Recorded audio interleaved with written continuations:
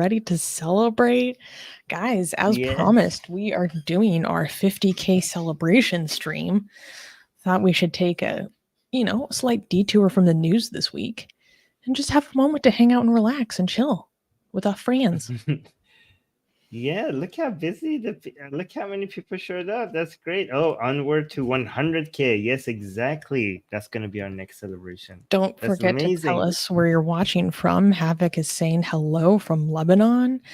Space Elia is saying hello from Sweden. Hello from Belgium. Hi from Florida. Seattle. Look at this. This is amazing. Hey guys, how's everyone? So Susie decided before we read, we already got so many new members and super chats before we even got started. Like Germany, Norway, Sweden, Israel, Poland. All right. So what are we doing today before we go into the super chats and new members? What is the plan for today? I mean, we're just gonna like hang out and be chill, and I wanted to answer some questions. Yeah, answer some questions. I wanted to spend at least a little bit of time reacting to a video that some people have been asking us to watch for a long time. Yeah. And if there's like more stuff that you guys want us to react to or watch, like let us know. Obviously it can't be like several hours long because some people were like, I want to see you react to the Destiny Norm Finkelstein debate on Lex Friedman. I'm like, that's like 5 hours long. Are you insane? Like, I mean, it is a good like video, right? But we would spend the next week going through that. Month, I think. Yes. Month. Yeah. But okay, let's do that. So here, you have two videos that you wanted us to review. But well, I think we can only do one of them because one is 46 minutes long. I do have some time because I have to go catch a flight today. Yes. So there's one on Jubilee, which was Muslims and ex-Muslims, Muslim versus ex-Muslims, and another one on Jubilee, which was conservative Muslims versus liberal Muslims. I want to see, maybe people in the live chat could mention which one they prefer. Do you want us to review the conservative Muslim versus liberal Muslim, or the Muslim versus ex-Muslim? I actually would be interested to know which one people would prefer in the live chat. So give us your opinion. Yeah, let's exactly what I was about to say. Guys, don't forget that one of the best ways to support our work, support this channel and our community is to send us a super chat and we'll read it out. Kenny gave us 10 euros. Thank you, Kenny, saying, unfortunately, I can't make it today. Dinner with the family. Enjoy the stream, everyone. Well, thank you, Kenny. I hope you enjoy your dinner. Juris Doctor celebrating their 16-month membership. Love it. Saying, please discuss Biden against Israel. Trump now? ? Okay. Briefly, first by stating that as a registered 501c3, Atheist Republic takes no positions on elections, political candidates, etc. So that's just a fact. Okay. But Armin, do you have any opinions about any of Biden's recent stances, including saying that they're not going to provide offensive weapons in Rafah?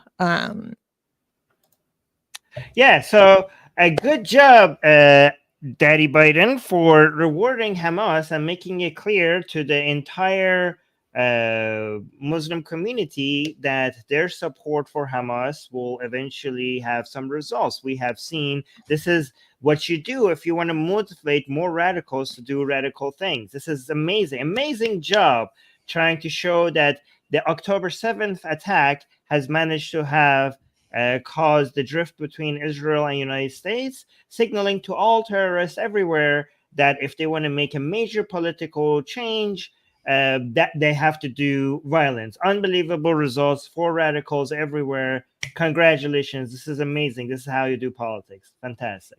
That's my response. Wait, you're telling me that Biden is appeasing Islamists? Oh, yeah. Yeah, no. I wouldn't say that. I would not say that. That's not how dare you even suggest that? That's not a pattern of behavior. Yeah. Um, The reason why I called him Daddy Biden is because on the Persian side, people make fun of him by calling him Amu Biden. That's why that's how I translated that from the Persian side into the English Amu side. Biden, I love that. Because he's like so old and so Yeah. he says stuff that like really just shows that he's losing it. That's why people call him like that. They don't call him Baba Bazorg Biden.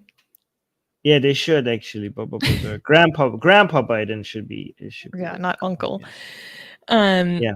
T. But it's horrible. Martinez. It's absolutely horrible. I think it's obvious why that was such a disaster. But anyways. I'm gonna do a poll.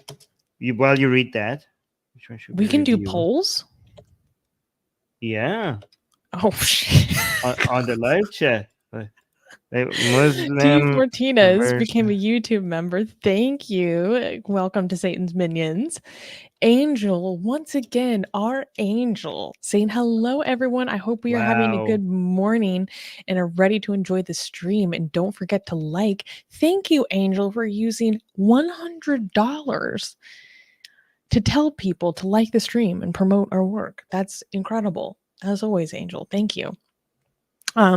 Secular Sakai is just saying onward to 100K, and Dolly is saying that the next will be 100K, which is a good reminder that everyone should subscribe because the Atheist Republic army is growing.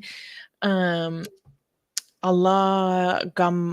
Gamarnik is saying congratulations on achieving 50K subscribers. Thank you, and thank you for the $10. Then we got a super chat from Great Red Menace saying we have to talk about the massive drama in Eurovision and how anti-Semites were crushed. Israel got the second highest popular vote and was 5th. See, as an American, I don't know what you guys are even talking about. Basically, for those who are not aware, Eurovision is some sort of contest that Europe does amongst each other with songs, and Israel's included. And basically there was like a huge drama about trying to exclude the Israeli contestant just for being Israeli. And there were like marches of thousands of people outside of her hotel room, which gives very like lynch mobby vibes. And Greta Thunberg was there being a freaking embarrassment. And the girl from Ireland who looks like a straight up freak was like crying over the fact that this girl was still involved. Meanwhile, this girl looked freaking angelic and she did very well. So that's what this person is talking about. That's what they're referring to for those who don't know. Sid Dave gave a super chat. I'm glad how you act like a stereotypical American that doesn't know about things and then proceeds to know more details about it than most people. So that's good. Okay, honestly, not very American of you. Being like a like stereotypical American is my hobby, especially because it's a way for me to like joke around with my like immigrant boyfriend. Like my hobby is to take him to go do the most redneck activities possible. Cause I'm like, I gotta show you guys how we do it here. Like going to the rodeo and stuff. We're like, yeah. Sid Dave gave a $5 super chat. Thank you, Sid, saying Indian elections are happening. Who would you like to see win? Indian left has promised a reservation for Muslims in job, education, and silent on Hamas. I'm not even going to lie to you. I have not been paying attention to Indian elections at all. So I have zero opinions on who I would like to see win. Honestly, I don't know which one I dislike most. Yeah. The leftists in India who appease Islamists. Or the BJP who like honestly I'd rather not choose because I hate them both. They're both so trash. The morally bankrupt left that still likes to be all morally righteous. Yeah, give me a freaking break. Yeah, but I literally have not been following it at all. I have no opinions. Mathatron Thank you for the $5 and saying who you think will win the Trump versus Biden rematch. I'm not even gonna lie. I straight up am not following the like election at all. I mean, because when I see my opinion, when I see online, it's kind of like an amalgamation of the opinions of a bunch of people, and it's very interesting because everyone on the right seems to think that their camp is like self-imploding and that there's no way that they're going to get elected. Like, oh my God, we're going to lose. This is an absolute shit show, blah, blah, blah. And then meanwhile, everyone in the Democrat side is also seeming to believe that they're fully self-imploding and there's no way that they're going to win. So I'm like, so which is it? Are we all self-imploding? I mean, maybe. So three things. The polls suggest that Trump is going to win. The economy suggests that Biden is going to win. And it also seems like the whole Israel-Gaza thing might become a lesser of a factor as we move on. I think so. We have, yes, because there are a lot of people who are not going to vote for Biden because of the Israel stuff. They are very loud, so they seem like they have a huge impact. But first of all, there's going to be a few, like a couple of months gap between all of that, being on people's minds and the elections. And also, most Americans still support Israel. Even most Democrats still support Israel. So that's just a very loud minority that makes noise like that. But the economy we saw a drop in support, is, and then we see it come right back. Yes. So if it's immediately before the election, such a thing, that could have a huge effect. But if it's that far apart, it might not have as much of an impact. So the economy in the US is doing very, very well. Like it's coming, like it is growing crazy, right? And the inflation and everything is is working in Biden's favor, right? But the polls right now suggest that Trump has the upper hand. But the polls right now is not a very good reflection of what the polls are going to be like closer to the election. So I would say it's pretty 50-50 right now. It's pretty 50-50. I don't know which one. It's really hard to guess right now. I don't know. Yeah. It's an absolute disaster. Like we can, God, America, we need better candidates. What do we have to do? Gaijin gave a super chat saying Abu means grandma in Shanghainese. Interesting. It means father in Arabic. Yeah. Father to some is a grandma to some. Erican gave us for a super chat saying you should invite Sheikh Habudi Ridwan and Mutaz Savouf, Dawood Wahid, or David Wood. Well, yes. You mean to this stream? I don't think they'd be available on short notice. And Space Ella is reminding people to like. Thank you. David the Goliath gave us 10 Canadian dollars saying, did you see that D people, what does that mean? That D people arrested for plotting killing of Canadian Khalistani terrorists Nijar turned out to be all Khalistani Sikhs themselves. It seems like the Indian spy agencies hired some local Sikhs. Oh, that would be interesting to look into. That's pretty insane. Okay. Look at his face.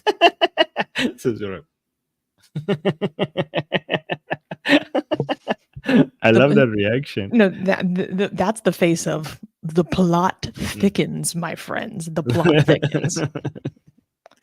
Yeah. And Atheist Click celebrating their membership for 7 months. Thank you for becoming a member. Saying, did you guys watch the Mossab versus Abby Martin debate? I saw a clip of it. I didn't see the whole thing. Honestly, that might be a good thing for us to react to now. Mossab, like, he's a little bit unhinged. Actually, kind of like a lot of bit unhinged. This man has negative chill. Wait, when Like, did this Armin happen? has 0 chill. Mossab has negative chill. It's like a negation of chill. He sometimes goes too far with his rhetoric. Exactly. Yeah.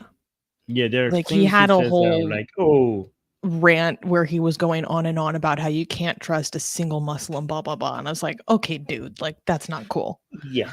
Yeah, and also I think he is people damn who wanna entertaining though. I'm not gonna lie, he is damn entertaining.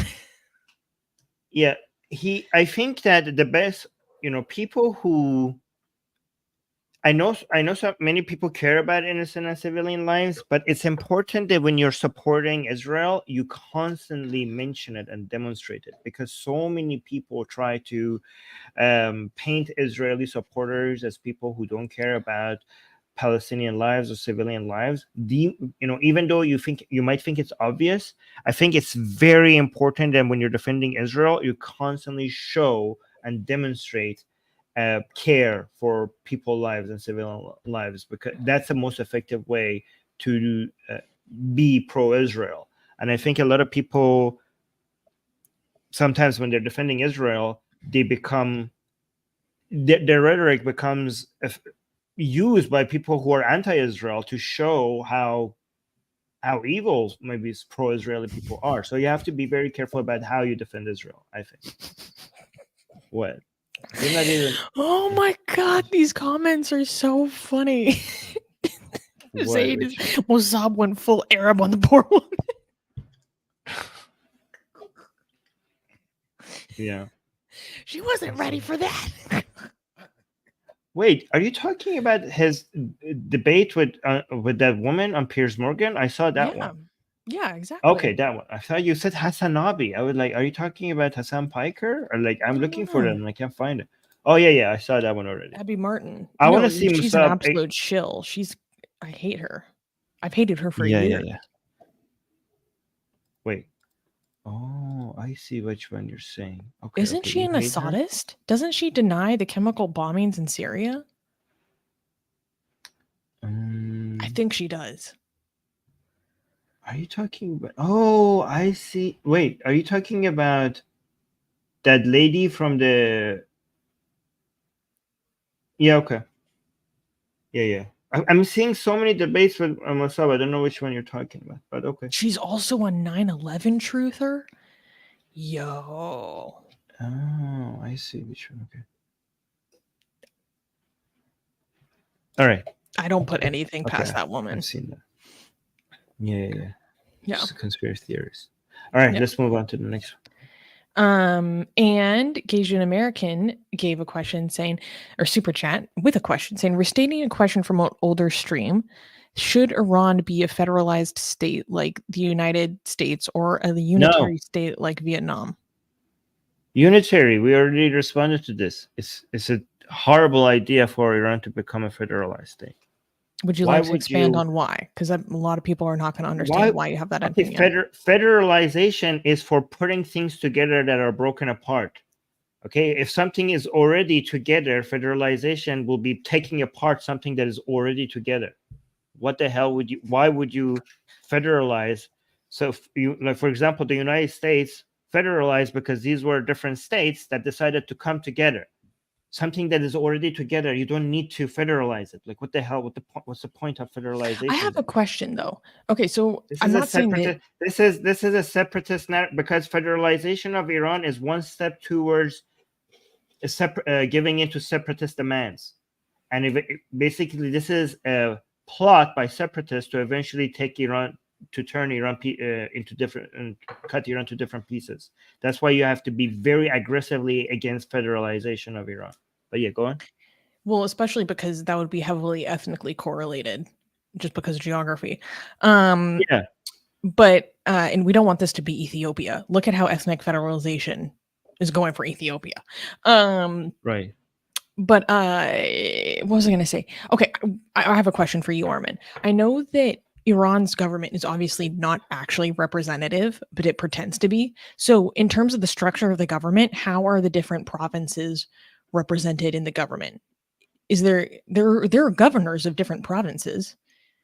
Yes, they have governors, and so what do you mean? Like the state decides the budget for each the centralized state decides the budget for every single province, and there's a lot of complaints regarding, especially the surrounding provinces, border provinces, regarding how the wealth of those provinces is directed towards the more centralized provinces, and a lot of people consider that to be um, discrimination against these ethnicities, but many other people point out that this has nothing to do with discrimination against ethnicities.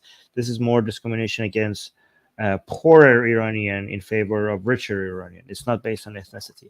And some people actually say, as the Islamic Republic of Iran discriminates based on other things, not based on ethnicity.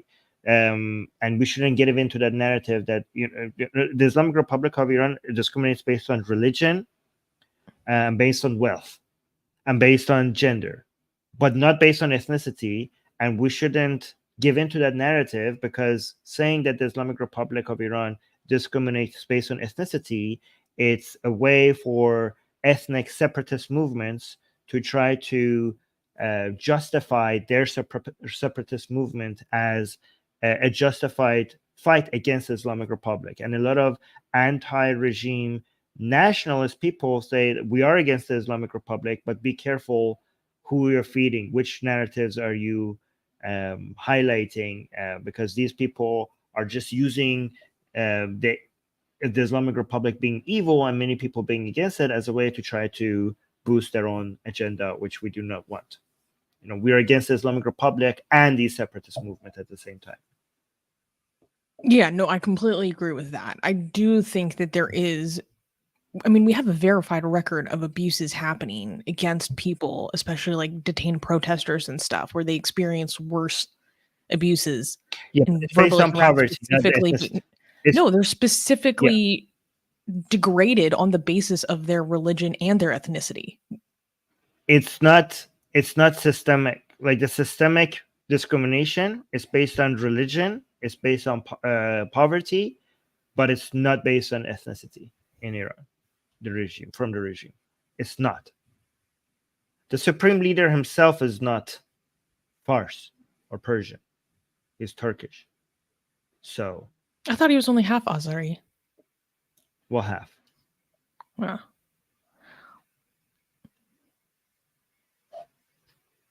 I don't know if I fully agree with you. It's not based on ethnicity. Yeah. We do know that people are harassed and abused because of their ethnicity, though. Yeah, of course. There's examples of that everywhere. I'm talking about whether the regime itself, systematically, when they do abuse of people, they don't care to. There's no plan or policy from the top down. They don't care about ethnicity. They care about Shia versus Sunni. They care about rich versus poor. They're anti-Baha'i, anti-secular, anti-Sunni. It's not. It doesn't serve them at all to be anti-Kurdish or anti-Baluch. If you see more discrimination against people in Kurdistan or Baluchistan, it's because they're poor, not because they're Kurd, not because they're Baluch. It's because they're poor. I know that there's some people from our Persian audience watching being like, sounds like something a farce fascist would say. Well, they would be offended because you even called them a Persian. You said Persian audience. You should have said Iranian audience. I'm Persian speaking. Excuse me. Okay, well, yeah, but you called them Persian, so they would be offended by that as well. Shit. If they would be if they will call me a Persian fascist, they would be offended by you labeling them as Persian as well. It was a slip of the tongue, my comrades. I'm sorry. No, but okay, no, here's my actual question though. So we have governors that represent the provinces, but then how are the interests of the provinces represented, quote unquote, on a federal level? Like we have Congress. Yeah. So we have a majlis, and you have representatives from each province in that majlis, which is like a parliament or like a Congress. Mm-hmm. Yeah. But it's it doesn't work. Like, I don't know. I don't need to go into the details of that. We got a super chat from Yusuf Dumphy saying tankies sure happen to hate Uyghurs and Tibetans. I would put it this way. They either actively deny the fact that they face any persecution whatsoever, and they certainly hate many of their political aims. Dean Kruger, oh hi Dean, celebrating his membership, saying 50K serving Satan with a smile. That's right, guys. Remember who that smile's for. Sid Dave gave another super chat. Thank you, Sid, saying, I always wonder how Iranians believe in Islam when the Quran says that I can't talk. Alexander. Alexander was a Muslim. They know from their own history that he was not, as he conquered Iran. Do people not even bother to verify? How do people talk about this, Armin? Is this kind of like a we're all born Muslims kind of explanation? Okay, like, so it's not nobody. Okay, so you're talking about Zulqarnain. Zulqarnain mentioned in the Quran it's a topic of a debate who's this referring to. A lot of people say that this refers to Alexander, but this is not like something that is settled and that everyone agrees on. Okay, so first of all, it's not actually quite clear to everybody that Zulqarnain in the Quran is Alexander. And and also, when you're talking, they know from the history that he conquered Iran. I don't understand how him conquering Iran would not make him a Muslim. You understand that maybe you should have said that because this was pre-Islam, so Alexander was many years before Islam, but Muslims believe that Islam came in different versions before Muhammad. So Muslims believe that, I mean, I don't understand, like Islamically, you believe in so much mumbo jumbo, why wouldn't this also be one of them? There's no contradiction between, why would you think there's a contradiction between Alexander conquering Iran and him being a Muslim? Wouldn't that actually make him even a better Muslim, that he conquered Iran? Again, I'm trying to look at it from a Muslim perspective. According to Muslims, Adam and Eve were Muslim. Put Moses on the Mufti Armin hat. Yeah, if Jesus was Muslim, no Prophet Noah was Muslim, why wouldn't you add Alexander to that? Like Alexander could have been Muslim as well. Why the hell not? Everything you say about Alexander that would contradict that could have, according to Muslims, could be made up history or corrupted history. There you go. Easy peasy. We was all Muslims. Yes, we were all Muslims. Yeah, guys are using the Mufti Armin. Use that. Yes, whenever I give you some Islamic wisdom. But go on. Yeah, dropping knowledge. Tarun, thank you for the super chat, saying the radical Hindutva's on YouTube. You guys judge Hindutva by our idiots on social media. Radicals are not real. You don't even know RSS, the founders of the ideology. Tarun, we're plenty familiar with RSS, and we don't like what we see. Mm-hmm. You don't know what we know. You've clearly not been here very long. We've been deep in this stuff for like 4 years now. Maybe you should consider that we actually are familiar and we still don't like what we see. Mm-hmm. It's really that simple. I think Hindutva is legitimately mentally deficient, and that's me being politically correct. Roz Cohen gave us 35 shekels. Thank you, Roz. Saying sending love from Israel. Thank you. Thank you so much. That's very sweet. Sid, and I also just want to say, Naeem is saying congratulations. I'm an ex-Muslim from Bangladesh. Hello. Thank you for joining us. That's cool. Thank you. Sid Dave also gave a super chat saying, I met an Iranian Uber driver in Toronto and he told me that Iranians look down on Arabs and want to settle the historical score with Arabs for a 7th century conquest. Is it true, Armin? I mean, I've definitely seen this in my personal life. Yeah, when you say Iranians look down on Arabs, that's a generalization. You have to say maybe many Iranians look down on Arabs. That is true. That has been true for a very long time. But I'm happy to report that in recent years that has been changing a lot. Right. So there is a lot of anti-Arab racism among Iranians. But in the past, I would say 5 years, we have seen a dramatic change among Iranians, and the reason is one of the reason why a lot of Iranians are anti-Arab is because they're also anti-Islamic, right? And they consider Arab the race to be responsible for bringing Islam to Iran. But I think a lot of Iranians are learning to be anti-Islam without being anti-Arab at the same time, and how to see Arabs themselves as victims of Islam as well. Um, we have made a lot of progress on that front. I have seen that progress, which is great. There's still a lot of work that needs to be done to reduce the anti-Arab racism in Iran, but it's night and day. Like when I was in Iran, it was bizarre not to be anti-Arab racist. Like it would be hard for you to find somebody who's not anti-Arab. Now it's the opposite. Now, if somebody tries to be, says anything against Arab, people will call it out. Many Iranians will call it out as racist, as disgusting, which is so great to see. And again, there's still many Iranians who are anti-Arab, but it's being called out by other Iranians. And also, there are many reasons why this is the case. One thing we have effectively done on our Persian channel is show Arab atheists who are activists against religion and against Islam. That was mind-blowing to a lot of Iranians to see that there are Arabs who are against Islam. And also, That's so funny to me because, like, some of the strongest people against Islam I've ever known are Arabs, and they just had no awareness. Right. No, yeah, they were they thought that a lot of Iranians were like, oh, Islam is an Arab religion. It doesn't believe in Islam. Keep your filth to your own race. That was, we're superior than.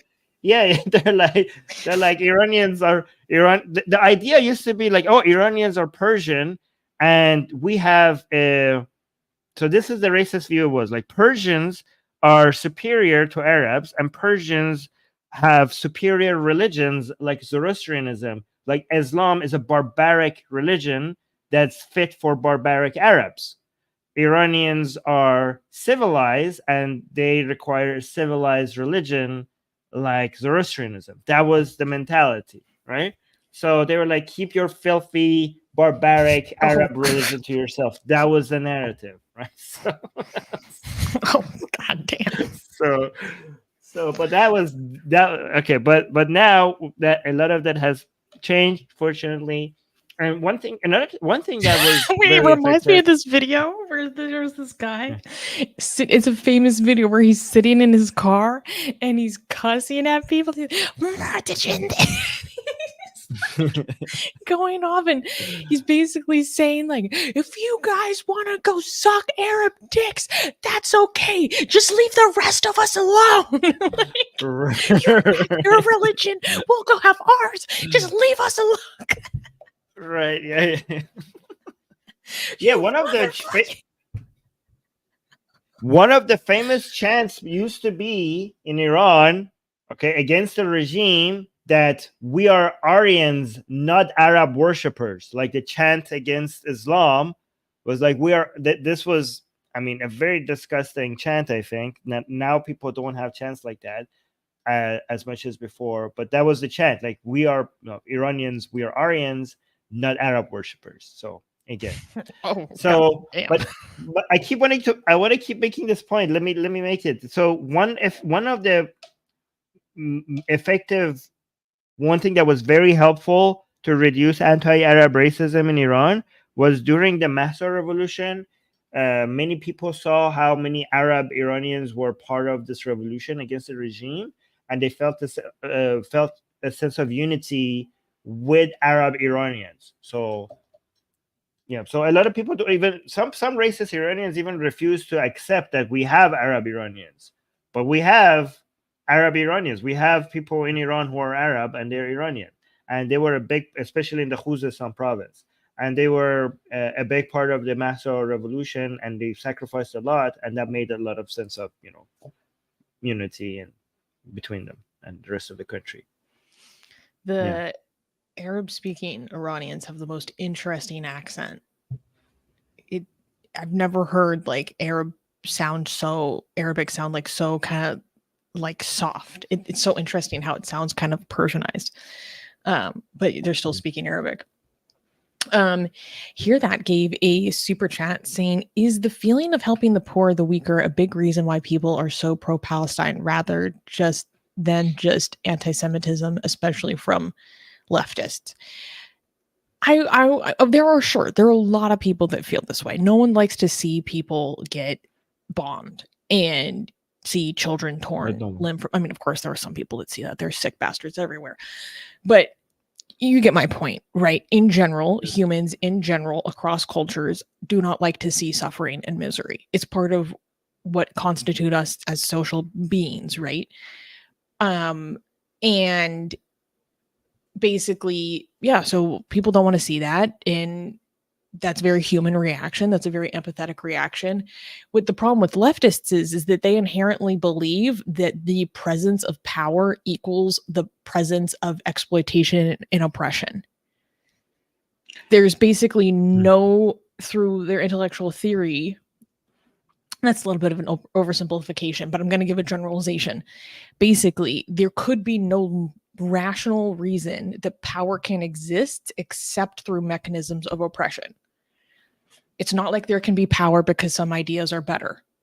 It's not like there can be power because some mechanisms, some processes bring better results. It's not like there can be power because some cultures have some traditions or traits that they value that have better outcomes. That's impossible. Right? It's like, no, power only exists through an oppression of the other. And that's where things get, I think, very overly simplistic and actually kind of like antithetical to reality. I don't know, Armin, do you think I'm off base? No, yeah. I just want to add something to that. I do think like religions and cults use narratives that sound very good at the beginning to get you into the door, and then give you the real agenda once you get in, right? So I think religions work like that as well. For example, Islam also gets you with taking care of the needy, taking care of the orphans, but once you're in, then the real agenda will at some point show itself. And I think when it comes to wokeism and Marxism, the taking care of the poor is always what you see before you get in. Just like religion, wokeism and Marxism, taking care of the poor, taking care of the oppressed, that's the marketing. That's not a real agenda. That's just the marketing. That's the PR of the cult of Islam or Christianity or wokeism or communism. Because none of this would sell if it just started with the agenda, with the actual agenda. Yeah. Tarun gave another super chat saying RSS and HSS have fought against the caste system, and Hindutva is not homophobic at all. At all. Okay. They really have no opinion on that. Also love my boy Alex TG. Okay. There's a lot of experiences of people who come from backwards and scheduled castes who used to be part of RSS who left literally because of the sheer amount of caste system that they experienced. I mean, to be fair, you guys do have you did elect the president who was a tribal. However, I think, I don't know, I don't want to get into Hindutva bullshit right now.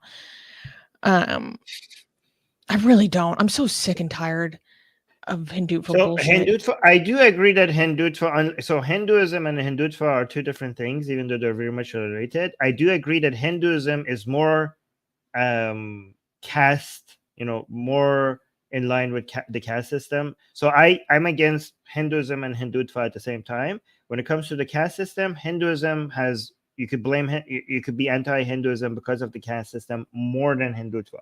I do agree that within the Hindutva there's more anti-caste narratives, which is a good thing. However, I also think that's again that's the marketing, the PR for a different agenda, right? So the problem I have with Hindutva is that they're not anti-Islam, they're anti-Muslim, and they are so anti-Muslim that they try to unite everybody into violence and actual. Again, the problem with the anti-Muslim tactics of Hindutva is that it helps Islam grow.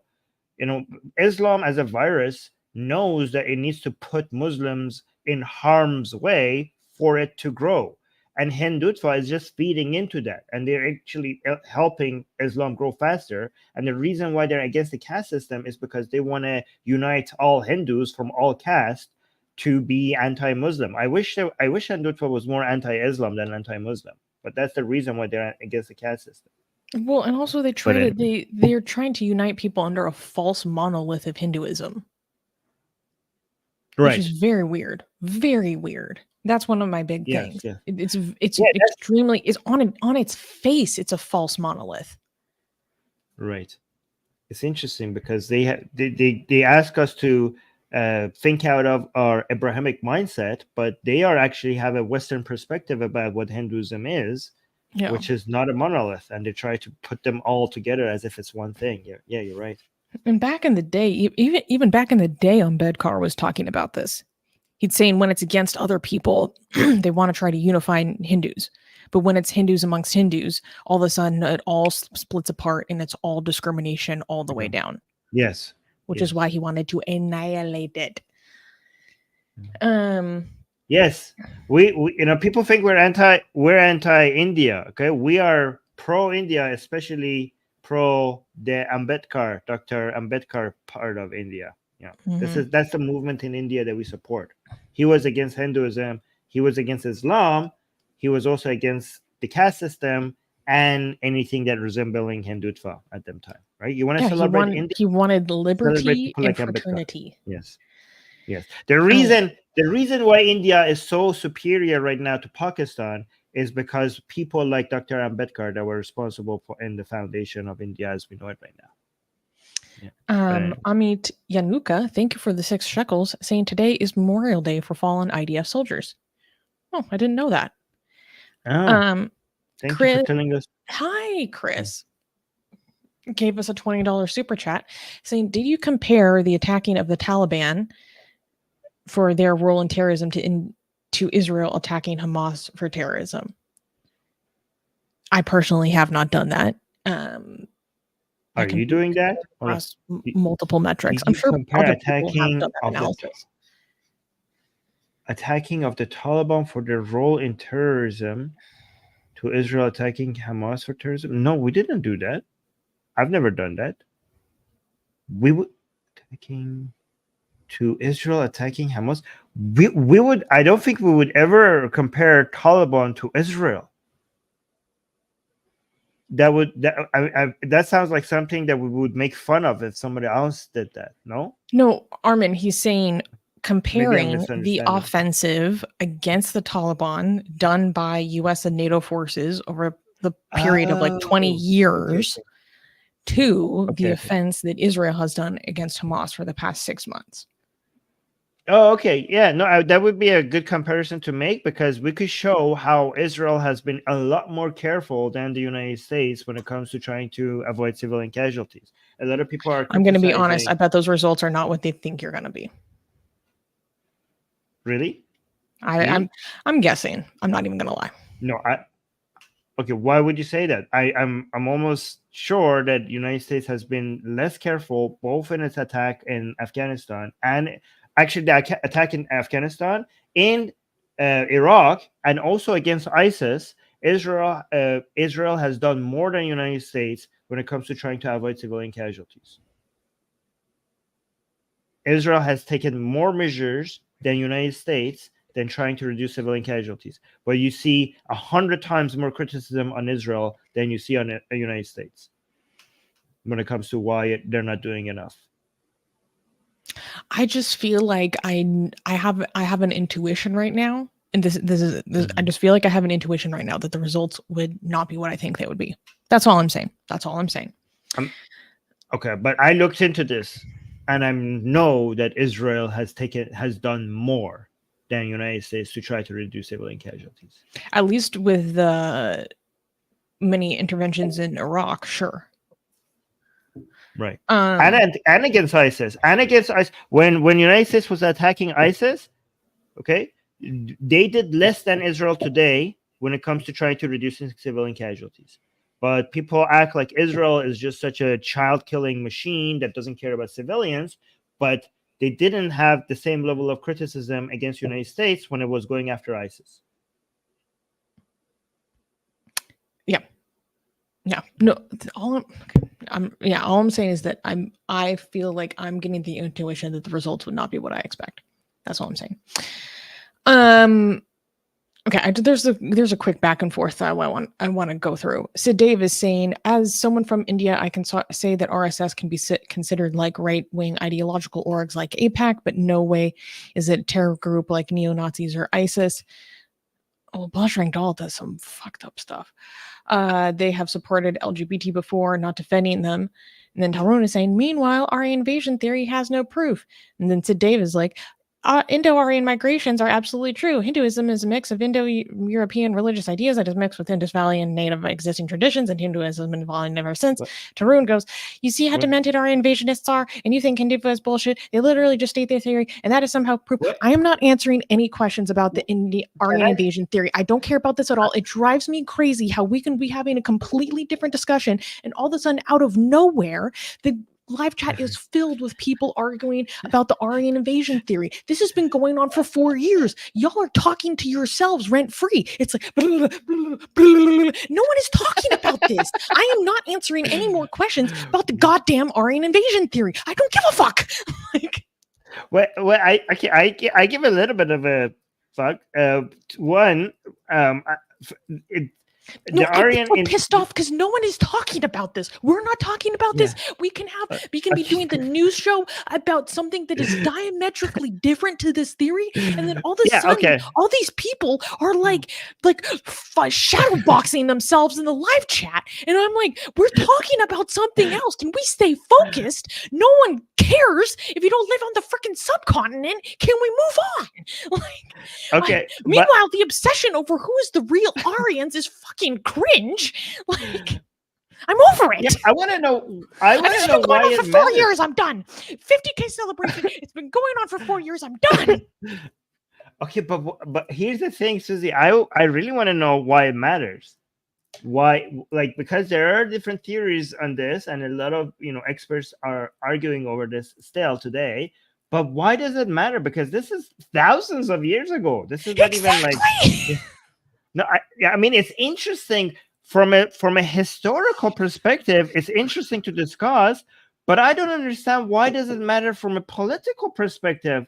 Why does it matter? Like, how does it affect your lives today? If it was one way or another, this is very interesting. I want to know why you care. I want to know why it matters. Why do they keep talking about it all the time for no reason? We're talking about something else. I'm literally not answering any super chats about this. I literally don't care. Just highlight them and read them, but don't answer them. Yeah. Okay. Tarun is saying because it's ultra harmful. Well, you're making it harmful.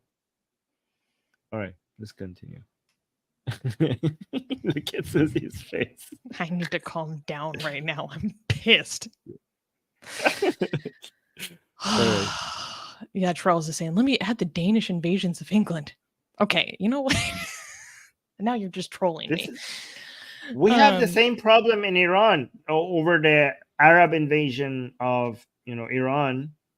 People are still debating that. I mean, at least I keep complaining that this is 1400 years ago. Well, that is even way older than. Yeah. Anyways, let's continue. Gaged American is saying thoughts on the 100-word eulogy to the Prophet Muhammad written by my Emperor Chongba, the Mongol Slayer. I've never heard of this document, so I have no thoughts on it.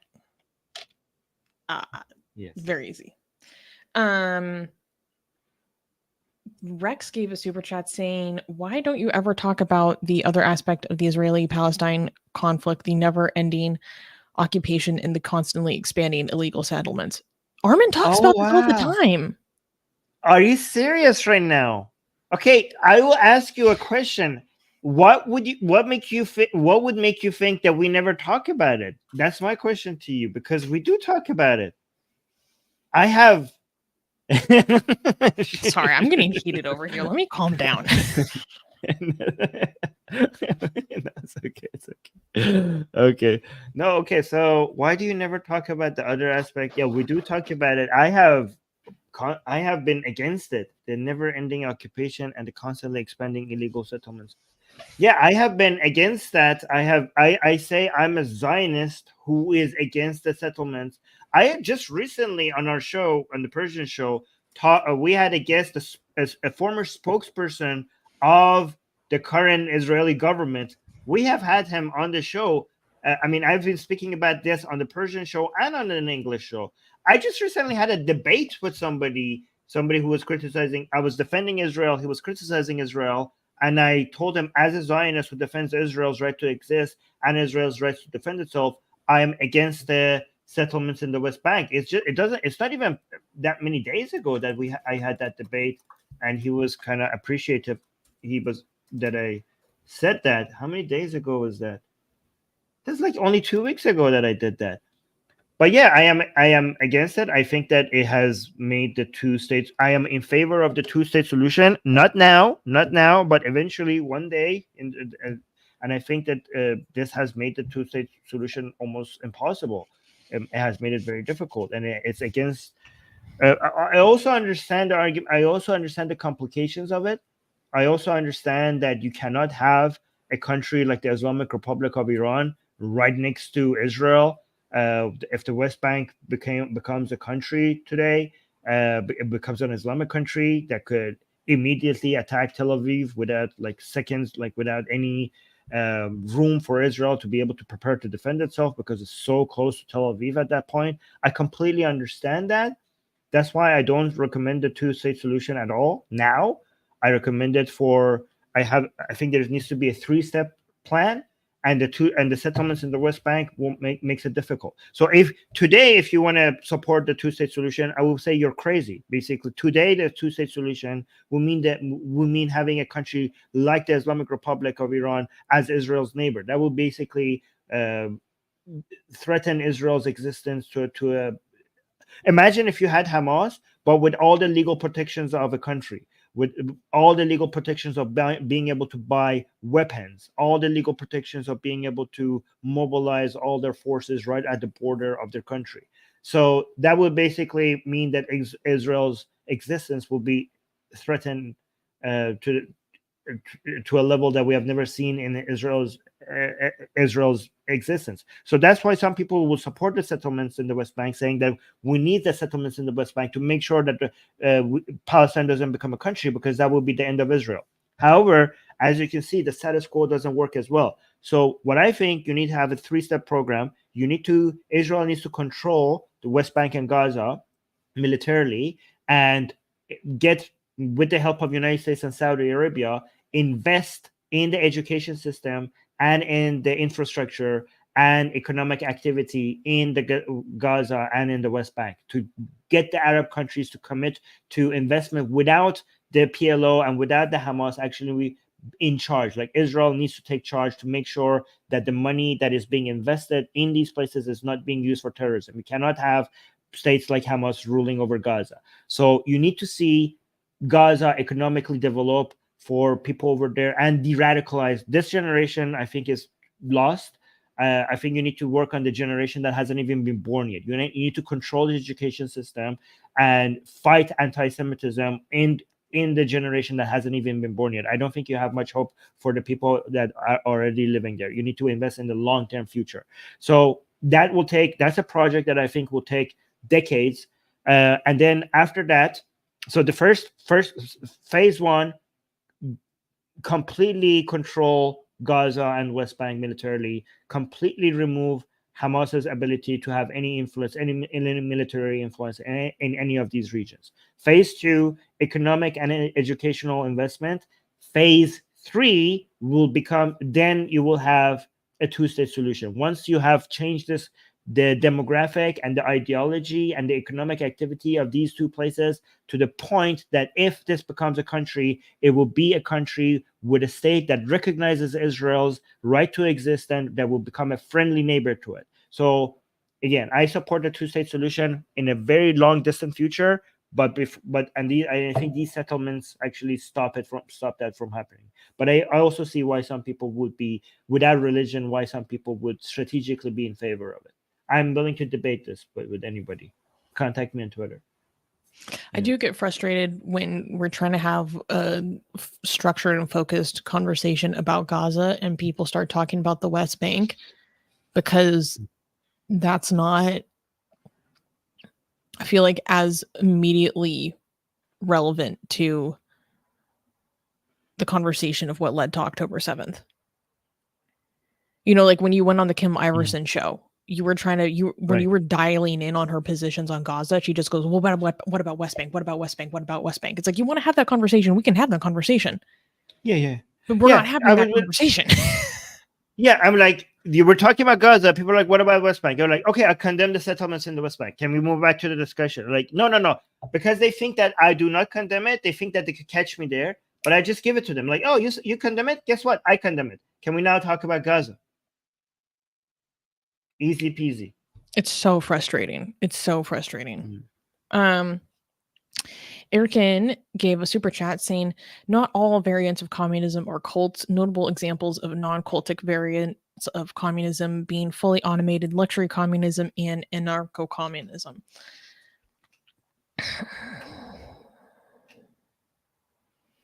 I don't know how I feel about anarcho-communism. I think it can lead to cult behavior very quick. No, anarcho-communism is actually the worst kind of communism. I don't even... No, okay, so here's the thing. Communism is a disease, all right? If you have variants of communism, it's basically kind of reformist version of Islam. It's kind of like saying, like, not our form of Nazism is evil. We have reformed versions of Nazism. This is such an ideology that is so inherently disastrous and problematic and high costing for humanity to its very core, that any variations of it legitimizes the core principles of it. The fundamentals of communism and Nazism or Islam are so corrupt and so evil that the variants of it actually become more dangerous, because if you accept even if you manage to legitimize any of its variations, what you're doing is you endorsing the core principles of that ideology. And the problem is the core. The problem is the core of Islam, the core of Nazism, the core of communism. So the variants are actually more dangerous than the versions of it before, because it might convince some people that there's hope for these ideologies. I'm such a fan of liberalizing markets. It's disgusting. Wonder Woman gave $10 super chat saying, thank you. For a second, in the smaller view, I thought this was a picture of Nancy Pelosi. Saying you're brave and intelligent and exposing how demented Islam is. Thank you. Your voices are essential. Oh, thank you, Wonder Woman. That's very kind. Thank you. Yara Buffy gave a super chat saying, how do you separate practitioners of Islam, Muslims from Islam? Do Muslims separate themselves from Islam? So we do not separate them. We are saying they're not the same thing. Okay, two things can be related without being the same thing, right? If I say A is not B, it doesn't mean that A is not related to B. It doesn't mean that A is separate from B. A could be connected to B without A being equal to B, right? So we are not separating Muslims from Islam. We're just saying they're two different things. So let me just tell you how the relationship works in my mind, okay? Just like cancer and a cancer patient are related to each other, right? But a cancer patient is not cancer itself, okay? So Islam is like cancer, a Muslim is like a cancer patient. In the same way that we're against cancer, but not against the cancer patient, we're against Islam, but not against the Muslim. So Muslims themselves also, most of them understand that Islam and Muslim are two different things. You know how I know that? Because they have two different words for it. If they thought they were the same thing, they would have the same word for it. So they understand that these are two different things, hence why we use two different words, right? However, unlike me, they don't see it as a negative. They think Muslim and Islam are two separate things. Muslim is somebody who has Islamic beliefs, but that's a positive thing. Islam is a positive thing. I see it as a negative thing. That's the difference. Mortal Wombat gave a super chat. Wow, 20 euros. Thank you. Saying congrats again on 50K. I love to see how quickly this channel is growing. Next stop, 100K. Love you guys. Yes. Cheers from Germany. Thank you. This is so kind. That's right, guys. This is a good reminder to go ahead and subscribe. Thank you. And Bull McLeod is saying, I just heard about an Aryan invasion. Does Susie specifically know what it is? Trust me, after 4 years of psychos having conversations with themselves in our live chat about the Aryan migration or invasion theory, I am plenty familiar. And I want to forget what I know. Okay? I would actually love to be, you know, sometimes I've decided there's things that I want to be ignorant about. There's things that I want to be ignorant about. For example, physics. I don't care how physics works. I don't care. I want to be ignorant about physics. I literally don't care. Physics works whether or not I know what it is. That's fine.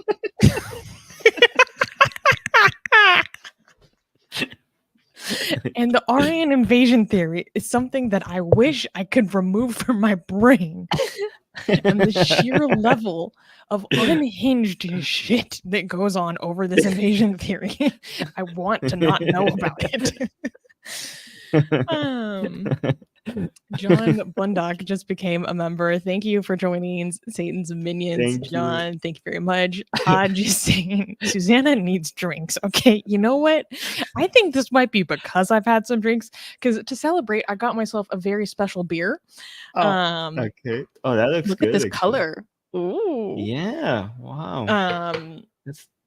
And you know what? This waking up first thing in the morning, chugging some coffee before the show, following it up with a tall can might not have been a good idea.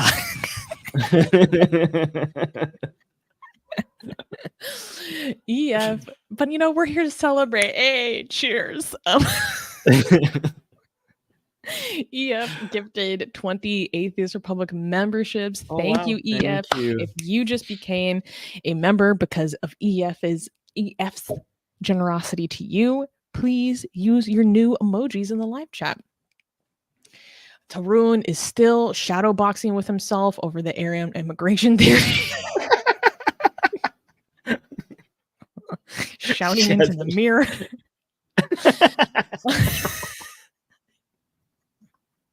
But thank you for the $2 super chat. Oh my God. Marjan just became a new member. Merci, Azizam. Thank you for joining Satan's Minions. Matatron gave a $20 super chat. That's generous. Thank you.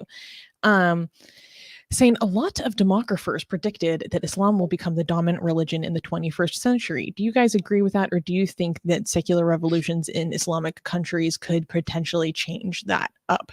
It depends on the nature of that secular revolution. Because we saw how the project of Arab socialism went. Right. I think what Islam will become the dominant religion in number, but it's not just about the quantity, it's also about the quality, because I think more Muslims are going to be less Islamic as Islam grows. Just like how more Christians became less Christian, took Christianity less serious as Christianity grew, with economic progress and with more information and more access to a better life in this life rather than the next one, more people will take their religion less seriously, even though if by name they are members of that religion. So I think in numbers, Islam is going to grow and it's going to be the number one religion in the world. But I think more and more Muslims, even though they remain Muslim, will become will live less Islamic lives, just like what Mhm. happened with Christianity. Mhm. Marjan just gave a $5 super chat. Thank you, my friend, saying, I'm delighted to be part of your channel and I truly appreciate the work that you do. I hope your audience continues to grow. That's so sweet, Thank Marjan. you. Thank you. John, also a new member, gave a super chat saying, Hi guys, love your support for freedom of conscience. Zan Zendagi Azadi, Ashab Yurid Ishaq Al Faqi. I don't know what that means. Me I neither. apologize. Someone who speaks Arabic, please tell me. Saying, what are your thoughts on Syria? I mean, what are your thoughts on Syria? In what way? That's a huge topic. Well, I mean, given tragedy, that he what didn't say happened? in which way, I could choose to say that Syria's instability is being used by the Islamic Republic of Iran to make it its own battleground against Israel, and Israel also has turned it into its own battleground for it to be able to freely just take out Iranian militias, Iran, the Islamic Republic's militias. So it has become Syria. So because it's such a semi-failed state right now, and it's just basically no man's land, it is become part of the Islamic Republic of Iran's project to basically share borders with Israel, right? Like, because Iraq and Syria have become proxies in control. Lebanon, Syria, and Iraq have become proxies in control of the mullahs in Tehran. Seeing these countries, Lebanon, Yemen, Yemen not part of this conversation, but these three countries right now, Syria, Lebanon, and Iraq, by many officials in Iran, are considered to be Iran's provinces. And basically, this is very dangerous for Israel, because if the Shia empire of the Islamic Republic actually becomes a thing, and they have absolute control over these countries, then the greatest enemy of Israel now shares a border with Israel. So, given that you didn't ask us in what way, which part of, like, because that's I could talk about Syria for hours and hours. So I just decided to highlight this part, to connect it somehow to I mean, this Iran. is a conflict that's been going on for like over a decade. So, Yeah. Bardo was just saying, well said, Armin. I don't know about what, but someone's giving you props. Angry. That communism is evil to its very core, and it cannot be fixed. Facts. Facts. Yo. You know what? Let me not go on a rant. Like, markets form organically. Like, let me not go off. Okay. People would like you to calm go. down. Okay. Basically, we just need to get the fuck out of the way. Just get out of the way. And people will lift themselves out of poverty because people are freaking entrepreneurial. Yes. So strengthen your institutions, get rid of corruption, and get out of people's way. And might I say, like somebody pointing in the live chat, what we're against is not just a communism, it's command economy in general. Period. Command economy in general, we're against that, and communism is a subcategory of command economy. Right. Exactly. Get out of the people's way. You want to talk about the people? Get out of their way. Angry Keyboard Warrior, thank you for the $10, saying about the Kim Iverson debate, when pro-Palestinians say Palestinian Jews, they refer to this Samaritans near Nablus, though they're not really Jews and neutrals in the conflict with dual citizenship. Yes, Samaritans are completely separate. Guys, I have a hot take here. People are not going to like it, okay? Oh, shit. There's no such thing as a real Jew. It's all just up in the air. It's just all... The reason why we care about Jewish people is not because it matters to be Jewish, like ethnically. Like, who cares? Like, if you're considered a Jew, if it was If it was true your father instead of your mother, now you wouldn't be a Jew and somebody else would be a Jew that today is not a Jew. It's all just made up stuff. It's just all up in the air. People in the Middle East, they're all just mixed together, right? They're all just mixed. Yeah, but I mean, Everybody there has are observable, like, we can literally track who the Cohens are. Like, there is observable lineage. Yeah, but if you yes, but those are populations, not ethnicities, right? So you could track people's genes that these people are connected to that people, but the hard lines that people make, that okay, now you're a Jew and now you're Arab, or now you're this, those hard lines, they're not all just made up, okay? They're all just up in the air. There's not such a real thing in nature that all of a sudden makes you an Arab or a Jew. They're just the biological part that is scientific is populations, and it's a lot more gray and based on a spectrum rather than the hard lines that we introduce based on ethnicity or race and stuff like that. These are all scientific mumbo jumbos anyway, right? We have populations, and yes, we can track people's genes and to see which populations they're connected to. But the reason why we care about, I don't know, Jews or Kurdish people or Baluchis is not because this is something that we should care about. It's because there are racist people in the world who care about that, who want to oppress them because they're Jews. We are forced to care about whether somebody is a Jew or a Kurd or a Baluch or a black person, not because it matters that you're black, not because it matters that you're a Jewish, ethnically Jewish. It's because that racist person who wants to be against you, they think it matters, and we should now care about it because we have to stop those motherfuckers. That's the only, we're forced to care about it, but it doesn't inherently matter. Yeah, I see what your point is. I know a lot of people. You're right. That is a hot take. People are going to be pissed. Yeah. Space Ellie is saying, as someone who's gone through 2 physics courses, 100% Susie. And Shuvo's also saying, hi loves, here's Susanna, get a big fatty spliff. Thank you for the $20 super chat, Shuvo. That's super nice. Also, screw physics. I'm not going to lie, bro. I can't smoke weed anymore. It just goes straight to anxiety now. I jumped the ship. I used to just be a high functioning stoner, like pun intended. And now it just goes straight to like mind spiraling anxiety. So I can't do that anymore. Susie's getting old, but screw physics, 100% screw physics. Physics will continue to work whether or not I understand if the feather and the hammer drops at the same time on the moon or not. It's going to keep doing its thing. It's fine. Is it relevant to my life? I don't think so. I like physics. You can like physics, that's fine. And you know what's really unfortunate is that my boyfriend is really into mathematics and engineering and stuff. And so he tries to have conversations with me about these things. And I'm just sitting there like, guys, it's bad. And I decided a long time ago, this is not my thing, and it's okay. It's not my thing, it's okay. It's okay. It's okay. It's okay. I'm going to use my cognitive resources on something else. It's okay. There are people that do this for work. It's not me. It's okay.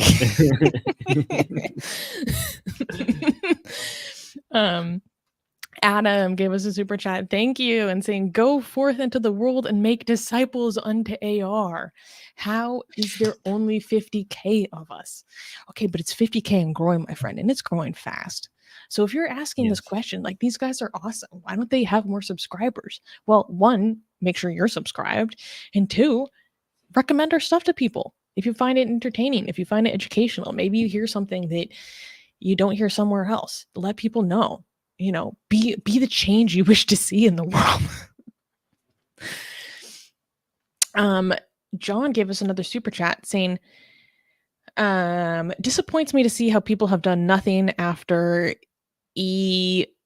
Golta 2013 beyond fighting Daesh, basic logic, and losers. Bay Area Baathists cheer on Shabiha. Bay Area Baathists is hilarious. Do you live in the Bay Area? Because I felt that in my core. Wait, is that the same Bay that you're thinking? I'm not Do sure. you mean the SF Bay? And these freaking I don't know. cringe I don't think so. radicals, if that's what you mean, I don't I think felt so. that. I think he's referring to a different book, but I'm I not don't sure. know. That goes hard. Yeah. But yeah, I Then mean, there's not much good news coming out of Syria for a while right now. Everybody is accepting what that the status quo is going to remain there for a very long time. Oh, and by the way, if you are watching us on Twitter right now, make sure to come join us on YouTube, because I just realized that most of the people watching us live right now are actually on Twitter. Make sure to come over to YouTube, guys. Come subscribe. We have fun here all the time.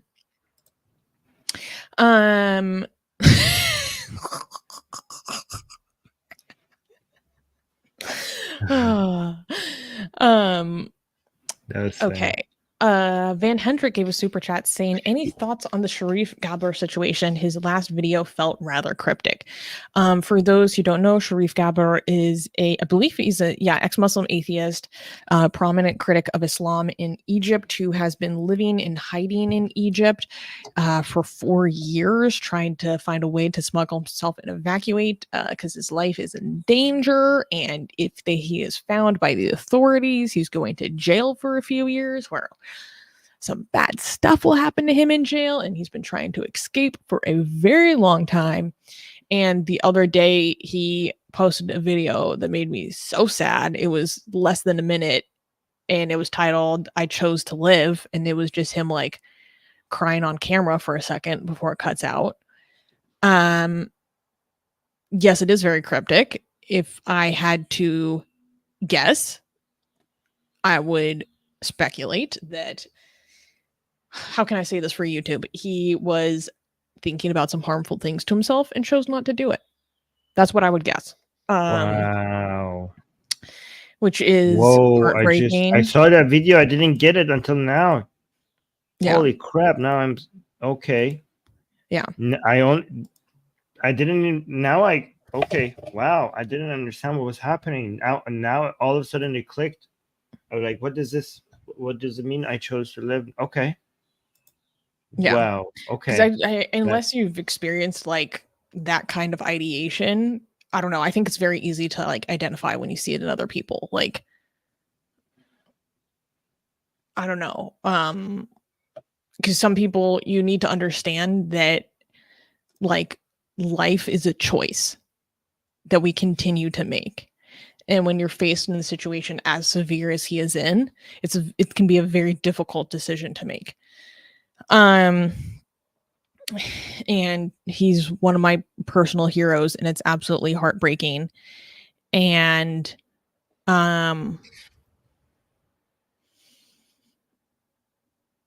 really hope that he can find a way to escape and live the life that he deserves, because this long is a long time to suffer and put your life on hold because of being persecuted over some absolute bullshit. And he's still such a creative genius.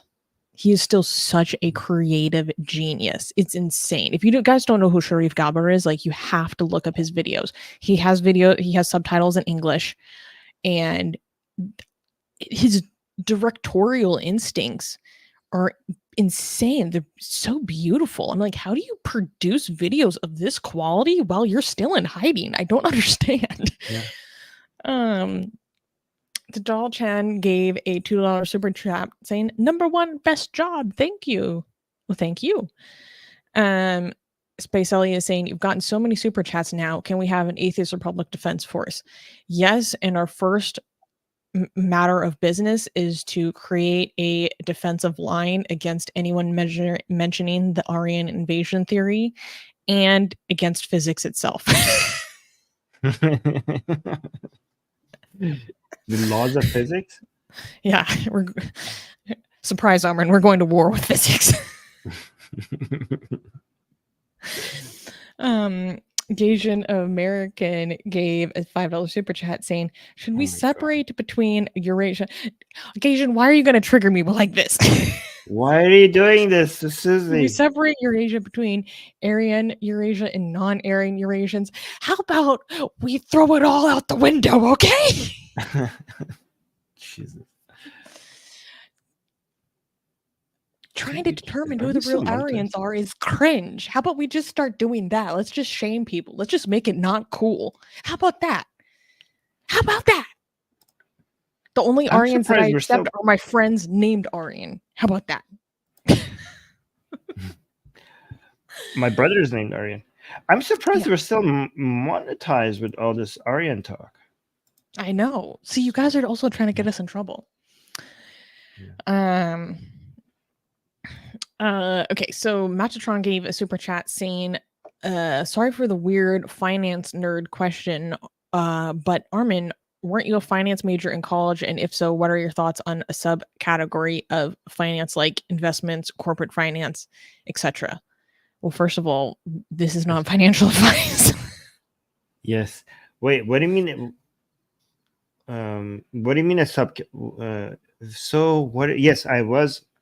My degree is in finance. What is your favorite favorite subcategory of finance? Like investment, corporate finance, like mergers and acquisitions, and mergers and acquisitions and buyouts, private equity buyouts. I like those. I like studying. I used to like studying those. Yeah. Okay, Mindspan gave a super chat. Thank you, saying please watch or comment on Einaf Wolf's talk on how UNRWA hinders peace and keeps millions of Palestinians as permanent refugees. Yo, that's a conversation that people are not ready for. Oh, let me write that. Einaf. Yeah. Well, UNRWA. Okay, I will look into that if I have time. Okay. Kali just is saying 50K. What a throwback, Kali. Dajalshan gave another super chat saying physics is awesome. Look up Nima Arkani Hamid. Is this a physicist? She's probably a YouTube teacher. Okay. No, probably here's the thing. I'm not saying it's not interesting. A lot of engineering things are very interesting. I just, I don't know. I just don't need to know about it that deeply. I don't think I need to know about it that deeply. It literally has nothing to do with anything relevant to my skills in the workforce. Nothing. What about quantum physics? Like modern physics? Oh, Jesus Christ.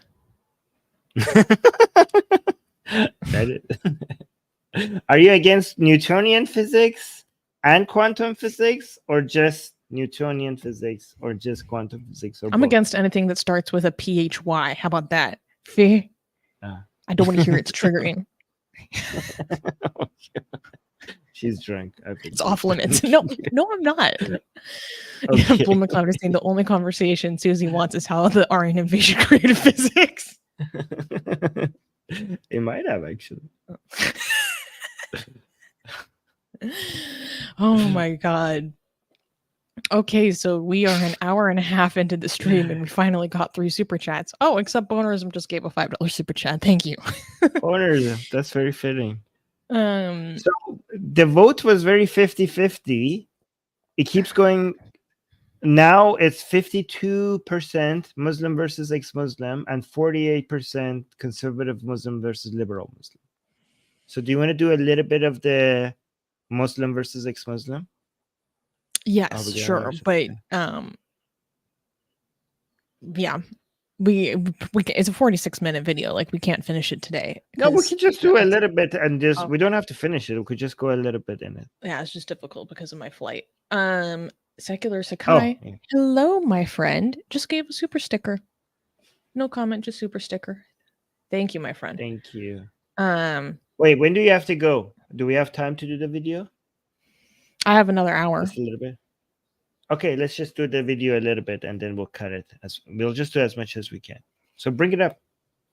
Oh, okay. Wait, there we go. Perfect. Yeah. Do we want to provide any context? For those who don't know, this is a video by Jubilee called Muslim versus Ex-Muslim Middle Ground, where they basically bring together 2 people from like different perspectives, different sides, and ask them questions and then see if they agree or disagree. And then they have a conversation about it. Yeah. People have been asking us to react to this for a while. Okay, so you have control over the video. Do you want to play it while I go to the washroom? Wait, you don't? I do, but I just want to go. Oh, you play it. Yeah. Okay, I'll be right back. Yeah. Okay. So let's dig into this. It has everything to do with it. Oh, by the way, guys, make sure tell us if you can or cannot hear this, okay?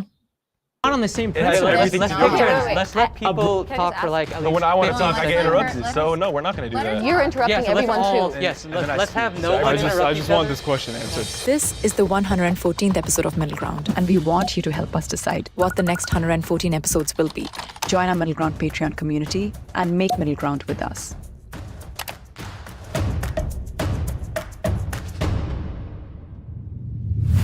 The other side is brainwashed. Ooh, Can starting the out hot. agreeers please step forward?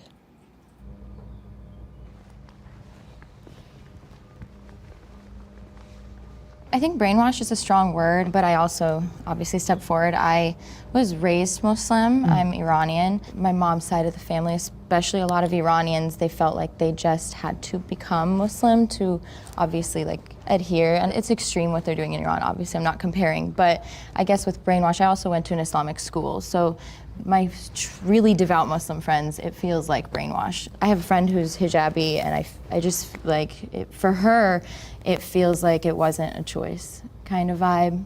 It's just something you should do because of your family and because of the religion. But then she's also super devout Muslim. It's just a hairy topic. Can the disagreeers please step forward?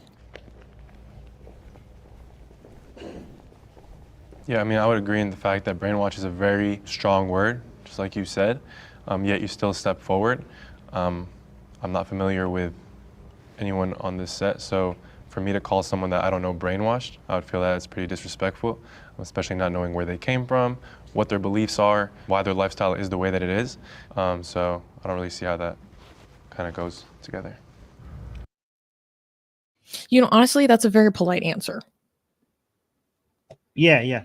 But I think I would. Okay, I think I'm gonna be the nerd in this. If I was there, I would be the nerd that everybody would be annoyed by, because I would be like, "Can you define brainwashed for me? Like, I need to know." Like, well, Can you we have please to operationalize our terms? Can we please have a definition for brainwash before I make a decision? And people are like, "Oh my god, just pick a side." So yeah, I mean, depending on the definition of brainwash, if brainwash means that you have been Indoctrination is what people mean. No. Here, let me separate this. Okay, so if you have purposefully been educated in a way to have a certain conclusion since childhood, is that brainwashed? Because if yes, then yes, these most likely most Muslims are brainwashed, right? But if brainwash means that you have never considered the other side, and you never questioned your views, and you never try to come up with a logical reasoning for why you have the conclusions that you have, then okay, maybe some of you are not brainwashed. So based on my first definition, that since childhood you have been taught a certain things with the purpose of having a certain conclusions, and when you become an adult, if that's the definition, then yes, the 99% of you Muslims are brainwashed, right? And but if it's the second definition, then okay, maybe less than 99%. I don't know how many percent. Does that make sense? Oh, really? It does. Really quickly, I wanted to address some more super chats we got. Angie Uniator gave us $2 saying, rough day today, but wanted to congratulate on 50K. Well, I'm sorry you're having a rough day, Angie, but thank you for the super chat and thank you for celebrating us. Thank you. And John Bundock gave us $5. Thank you again, my friend, saying East Ghouta didn't mean to seem vague. Yes, SF Bay Area has a bunch of these awful Stalin types, like some in the East Coast. I'm in Massachusetts who support Assad crimes. Oh, you don't have to tell me, John. I've met plenty of them. So East Ghouta is the place that they did the chemical bombings. Yeah. Yes. Yeah. Yep. Yeah. Okay. So let's continue. I just think any kind of philosophy that doesn't encourage you to ask questions, to challenge it, to seek further truth, I think that should automatically kind of be a little bit of a red flag to kind of say this is the one truth and everybody else might be getting maybe closer or further from the truth. No. So while I Okay. Here's the thing. I actually agree with him. Any ideology that encourages you to dismiss rationality is dangerous and destructive. Period. Any ideology. Any ideology that encourages you to stifle criticism, to not listen to critics. And I mean, there's some strains of Islam that straight up tell you that like rationalism is basically evil. So Armin, what did you want to say? But he didn't frame it properly. Okay, this is not a good representation of what the best arguments for an Muslim perspective is, right? First of all, he says that any ideology that doesn't. So what you said, Susie, is correct. What he said is not the same thing as what you said. All right. So any ideology that doesn't makes you afraid of using rationality, okay, that's what you said. Okay, so I can show you that Islam fits that category, that what you said. But he says but he didn't say that. He said any ideology that encourages you not to ask questions. Well, if I was a Muslim, I would just bury him right now, because Islam does encourage you to ask questions, but acts like the obvious answer is Islam. Like it tells you that, like, look at this. Isn't the obvious answer that Allah is real and blah, blah, blah, blah. So it does encourage you to ask questions, but it also makes it very clear that you're an idiot or blind or purposefully malicious if you don't come to the conclusion that Islam is right. So when you say that, any ideology that doesn't encourage you to ask questions, if I was a Muslim, I'd be like, look, this ex-Muslim, the reason why he's an ex-Muslim is because he doesn't understand the basics of Islam. That's why he left Islam. If he actually understood Islam, he would remain a Muslim. So if I was on the Muslim side, I would bury him right now with that comment. Second, he said that any ideology that pretends that this is the one truth. Okay, so I don't like that. Every ideology should say that this is the one truth, because there is one. Like the whole point of having an idea or belief is to claim that this is the one truth. The only people who claim that this is not there's no one truth are like these postmodernists. Like this is belief in objective reality. If you have a belief, you also have just any belief. For example, if you believe in liberalism, if you believe in capitalism, if you believe in Islam, if you believe in utilitarianism, the mentioning of this is my belief is the claim that there is an objective reality, and my belief matches that objective reality, matches more closely to that objective reality. Because when he says any ideology that claims that I have the one truth is wrong, that kind of seems like he's suggesting that there are more than one truth, like there are multiple truths. But we have only one truth. There is such a thing as objective reality, and he's questioning that, and I don't like that. I think he's moving into postmodernism and stuff like that. If he says that. Okay, I see what you mean. Okay, at first I was disagreeing with you, but now I see what you mean. Okay, yeah. Okay. Right. Okay. Right. I mean, what are you even doing if you're not claiming that I have the truth? Like, do you not believe that? Then shut up. Take it back. Like there are everybody a lot is of intellectual traditions. The first thing that comes to my mind is Unitarian Universalism. That is like, all faiths have some elements of a one truth. There are many other intellectual traditions that speak to there are certain things that different ideologies and philosophy captures that are a reflection of a broader one truth, but there is no single ideology that you know what I'm saying? I know, but you also claim that mine is closest to the truth, or else why would you have that idea? Anytime somebody expresses an opinion, the expression of that opinion is the same time the claim comes with the claim that there is an objective reality, and my opinion matches that more closely than other opinions. That is the very definition of expressing an opinion. So there's that. Yeah. Okay. I got you. Okay, let's continue. Like, see where you're coming from. I don't agree that people are brainwashed, because I do not want to disrespect your experience. I think it may seem a certain way, but it might not be the truth for everybody.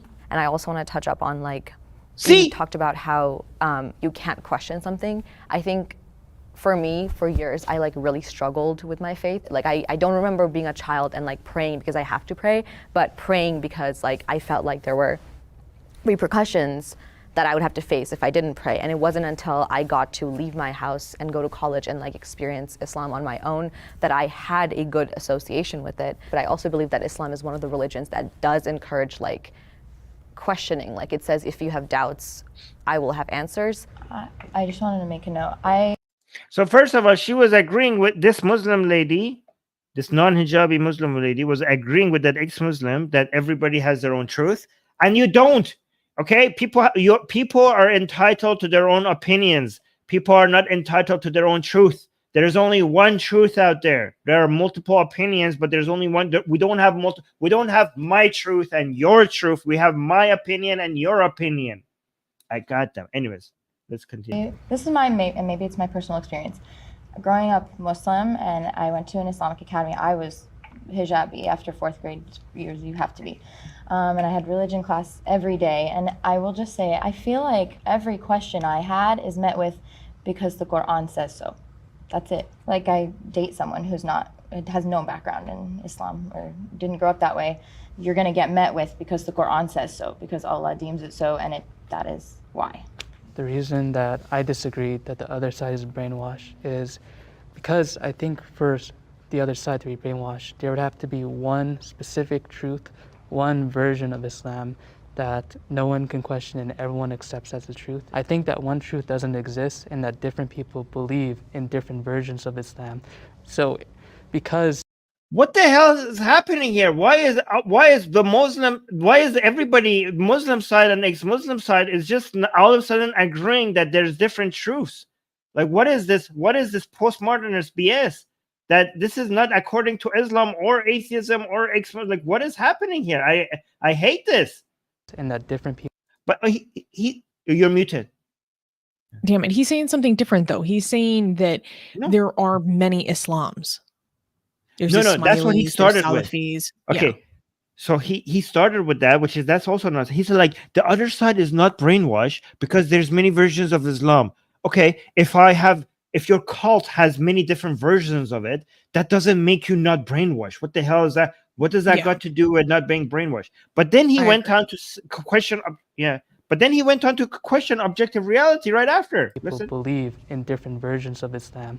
So because a lot of Muslims, including Muslim scholars, have been coming to different interpretations, and if you were brainwashed, you would not be able to come to that difference of opinion. You would simply follow what the scholars of the past said.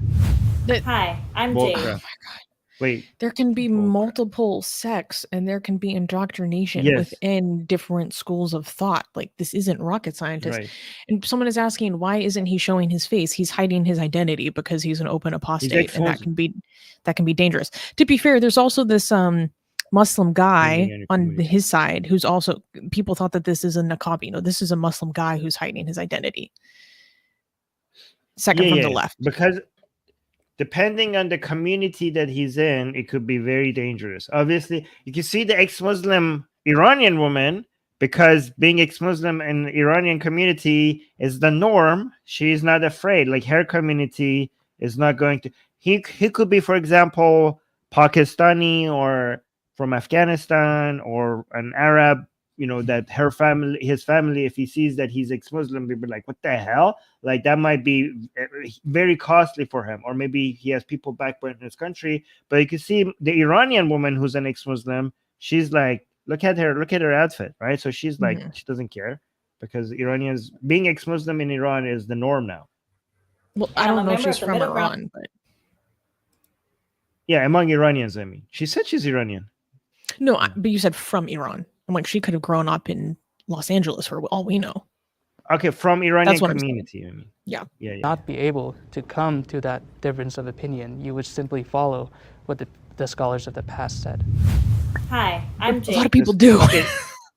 Yeah, no. So you have different sects in Islam. You might not be following the scholars of the past. You might be following your more recent scholars. That's still blindly following. That's still brainwashed.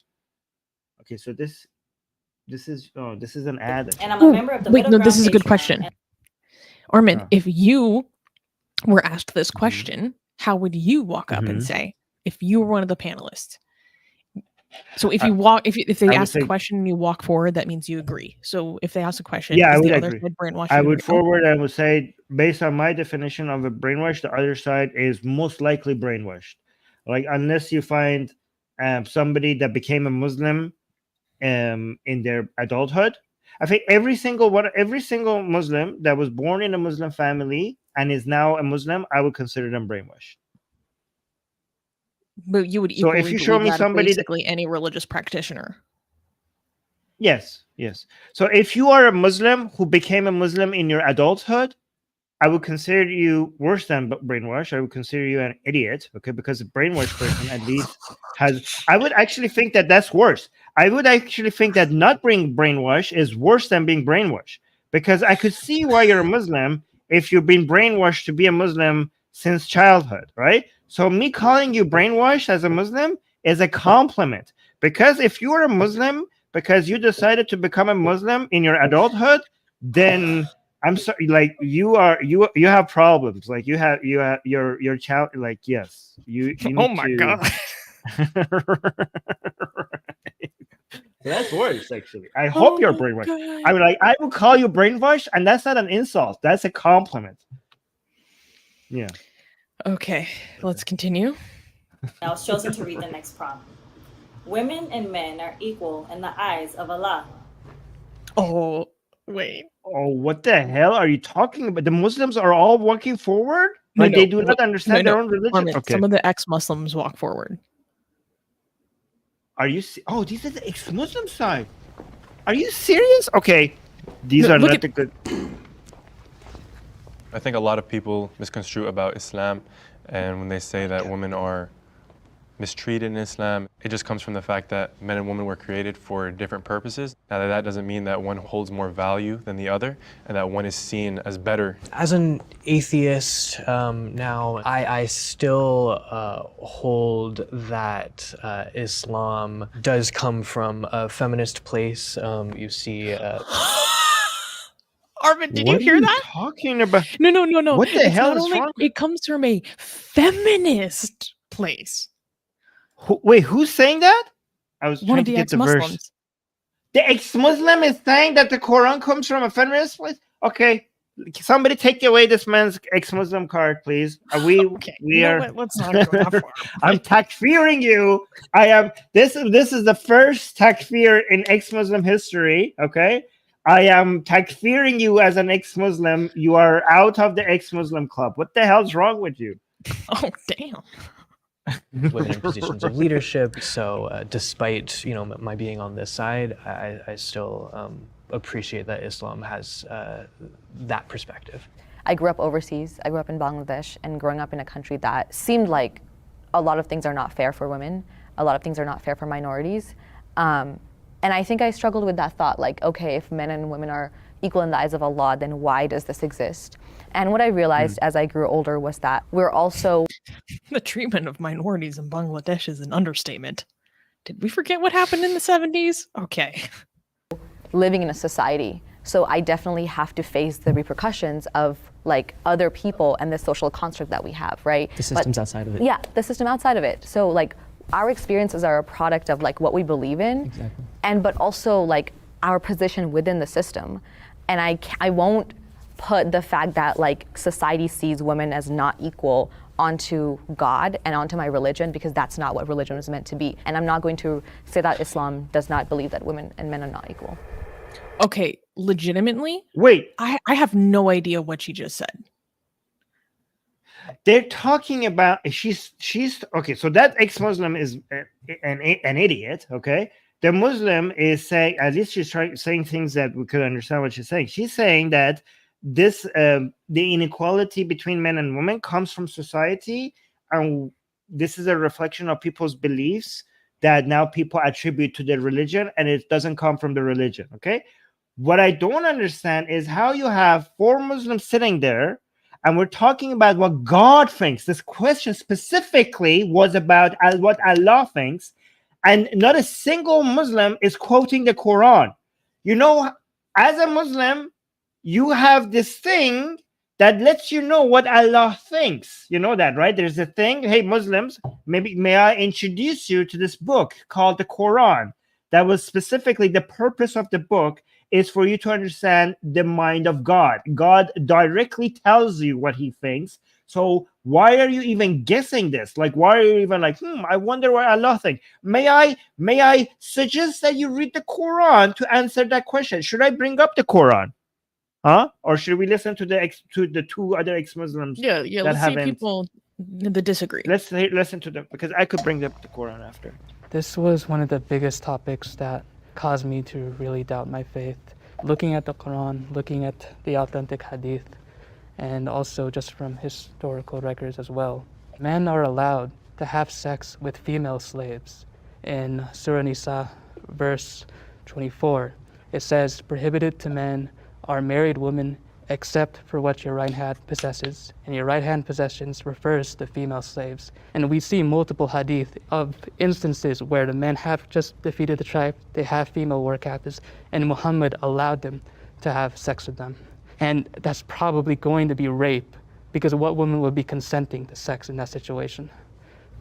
I think too, like just thinking about the Quran and my upbringing, like I had every day, the two biggest ones that stand out to me would be like the issue of the hijab, which I know a lot of people will counter. So the Quran says women have to cover the khaymar to cover up so that they don't tempt the men. And then I will say the Quran does technically say men's hijab is their gaze, the male gaze. And it just seems a little silly to me beyond that, like in the Quran, how men can have a. Also, technically, they're supposed to cover from their knees to their navel. My brothers, you better cover that sexy navel. Because God forbid we look at that and get some ideas, okay? Those belly buttons. Okay. Yeah, okay. Okay, you know what? Let me shut up. To 4 wives, but women can't. It's like, in the Islamic school, I want to say the azan, the call to prayer. All the boys in my class, they're like, we're going to do the call to prayer for this Friday. I'm ineligible because I'm a woman, apparently. Can't do the azan. I can't do the call to prayer. So just those, I would say, are my Quran-specific examples. And they're like, well, this is to protect women. I don't see that at all. Yeah, so there's a lot of different points that you brought up. The first one being the hijab. Wait, anything you want to respond to there before we hear the rebuttal? Yeah, okay, these are not good examples. Okay, so the hijab, it could be like, God is trying to protect women. I mean, this is nonsense. Okay, but you could say, so this first ex-Muslim, I'm glad that he brought up the Quran. Okay, he didn't bring up the verse that I would have, because the question is specifically, are women and men are equal in the eyes of Allah? And that specific question has been answered in the Quran. That ex-Muslim brought up verse 24 of Surah 4, and I don't understand why he didn't bring up verse 34, where that question is directly answered. So when she talks about the call to prayer, only boys being able to do that, people could also, I mean, I could find excuses for it, stupid excuses, but I know how to make it so that's for protection of women. And that specifically hasn't been mentioned in the Quran either. But again, I have a direct verse in the Quran that specifically answers this question. And we're talking about the mind of Allah, and has been so clearly and directly communicated. That has been, I will read it after he's done. I will read it for you. I will show it on the screen. And I don't know why is nobody referring to 434 when this has been answered. But yeah, go on. And I still can't get over the fact that first guy came up and said that it's a feminist text. Yeah, I don't know if he drunk the Kool-Aid when it comes to the burying of baby girls. Like, did you drink the Kool-Aid when it came to the femicide thing? And you're just like, oh yeah, Khadija was a businesswoman. Like what? Like I can't believe that. I'm sorry. Right. But let us hear the rebuttal. Which the woman is obligated to wear, and you talked about how the men have to lower their gaze, which is 100% right. The women also have to lower their gaze, and the men actually have their own hijab, so the men have their own parts of their body that needs to be covered as well. Oh. So obviously, men and women were created. Look at me, and he gestured to his navel to his knees. Look, I know my shit. Okay, sorry. Yes. Cover up those belly buttons, okay? No crop tops out here, boys. No hot boy summer. Okay. I would. You People are s- you saying to recite the sluts. verse. I will recite this. I will. Go on. You want to bring it up? No. Let him finish. I will bring it up after. Created both physically different and psychologically, all different types of, they're different in every single way. There's different parts of the body that need to be covered because men are attracted to different things, women are attracted to different things, and it's to protect both sides. The second thing that you brought up, I believe you mentioned you not being able to make the call to prayer. Once again, that's in order to protect the woman, just because men can also be attracted to the voice of a woman. So that's the reason that that's not allowed. And I completely understand that you being a young child, that's something that you wanted to do. And I mean, pre-puberty, in your household, with your family, that's something that you should feel free to practice. Make the call to prayer, do that in front of your father, your brothers, your uncles, it doesn't matter. It doesn't need to be in front of the whole entire mosque. So there may be things that you felt because you were a woman you were being limited to, but there's a benefit behind. He's not even looking at her. Of course, he's not like she's having. Of course, have you seen her I outfit know, first? it's just so He I has to know. lower- It still has- gets me. It still gets me. He has to lower his gaze. That's his job. He has to look at the ground. Yes. I mean, remember in when one my sense, mom at least came to he's school to talk consistent. to my religion teacher. So when I was a kid in Iran, when my mom would come to school to talk to my teachers about my performance and everything, right? Every teacher, the math teacher would look at my mom in the eye. The biology teacher would look at my mom in the eye. The principal would look at my mom in the eye. But the religion teacher, always, every single time, when they talk to my mom, they're looking at the floor. They're not looking at her in the eye. They're just looking at the ground every single time. But yeah. That would drive me insane. Right. Behind it. So it's about looking into that. I think this is bringing up an important point of contention here with all the things that you're saying, and you keep bringing up that men and women are fundamentally different. Where is that coming from? Can I Where's ask what that? coming from? When you say those things. When I say what? Men and women are fundamentally different in these very specific ways. Men are attracted to a woman's voice. Okay, so scientifically, men and women are different. So if you were just look at someone, a man, and I look at a woman, I'm pretty sure I would see some differences, as well as just scientifically, biologically, emotionally, psychologically. There's been studies He's because right. everyone started to question you being able to See, change your this sex. is where left-leaning and liberal people freaking jumped the shark and dropped the ball. This shouldn't be controversial or difficult to acknowledge. This is where we screwed a lot of stuff. This is why this is how a Muslim seems It's like the such an logical easy one. dunk. It's embarrassing. Oh my God. Yeah, this is when this ex-Muslim has left Islam and has jumped on the radical progressive left cult, where there is literally no difference between men and women, and the Muslim is laughing, and he's right. He's laughing. He's laughing at this ex-Muslim, and I'm on the Muslim side right now. The ex-Muslim like, you say men and women are different? How are they different? And the Muslim is like, well, let me introduce you to this thing called science, my fellow like. He's like, atheist. I don't even believe in evolutionary biology, but I can show you some biological sex-based differences in the brain. You know what I mean? You're the atheist, don't you believe in science and shit? You're Well, embarrassing look up us. some biology. Look, this. See, the only way the Muslim could seem like the more logical one is that if you leave one cult for a worse cult called, leftist, radical leftist, Postmodernism, yeah. Good job. As an ex-Muslim, So- you're making the Muslim look sane. It's such an easy win. Oh my God. Okay. Able to change your gender, but you were created as a certain sex for a reason, and each. So that's my point of contention here. There's nothing for me there. When you say that I was created for a specific purpose and a woman was created for a specific purpose, I would disagree completely. Why can't I fulfill those other purposes? When you start slowly building upon these layers of like roles, that prescriptive roles, that starts to create a system of oppression. Yeah, well, in order for Okay. Oh my This is God. where this guy is messing everything up, because he's trying to talk about gender roles, but he's saying, why is there fundamental differences between men and women? That's where you're going to get things all the way messed up. We can acknowledge that there are sex-based differences between males and females as a matter of fact, an objective reality, and also critique gender roles. But this is the problem when And this is no shade Or to female. anyone who's on these panels, because these are just ordinary people that were just cast on a show, right? But when you take people that are not maybe very used to talking about these subjects in very specific and carefully deciphered terms, this is where your arguments are going to become completely muddied and conflated with each other. Right. Because you're talking about something that does need to be addressed and talked about in a serious, careful way, which is dictated gender roles, which are oftentimes very Dictated, difficult yes. to feel like people can have a true sense of their self within. They can be very oppressive and even violently enforced. Mhm. Not necessarily, Yes. though. So- And literal just differences between like the sexes. Like, oh my God. Yes. So I like the way that you mentioned it.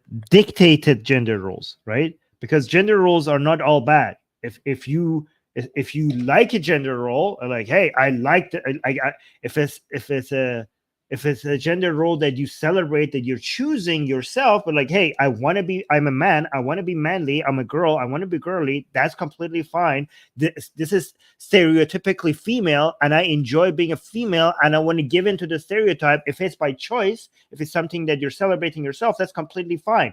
What we're against is dictated gender roles. If you are a woman but don't like a certain gender role or stereotype that is associated with women, that should not be dictated to you. So you could be anti-dictated gender roles or anti-dictated stereotypes for men or women without denying the biological differences between men and women. You don't have to. Fighting against dictated gender roles does not require you to fight objective reality, fight biology. It's obviously men and women are obviously different, or else we wouldn't have two different words for it.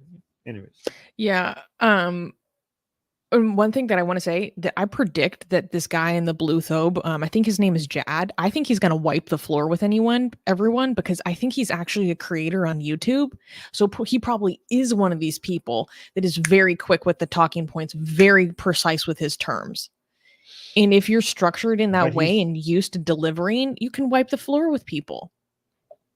So far, he's not. We got some super chats. You want to? Oh yeah, let's go through those.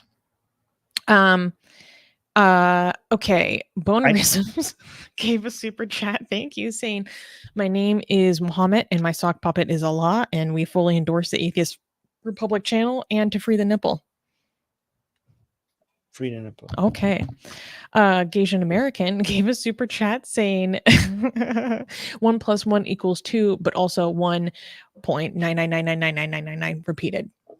Don't do this to me right now, bro. They're not equal.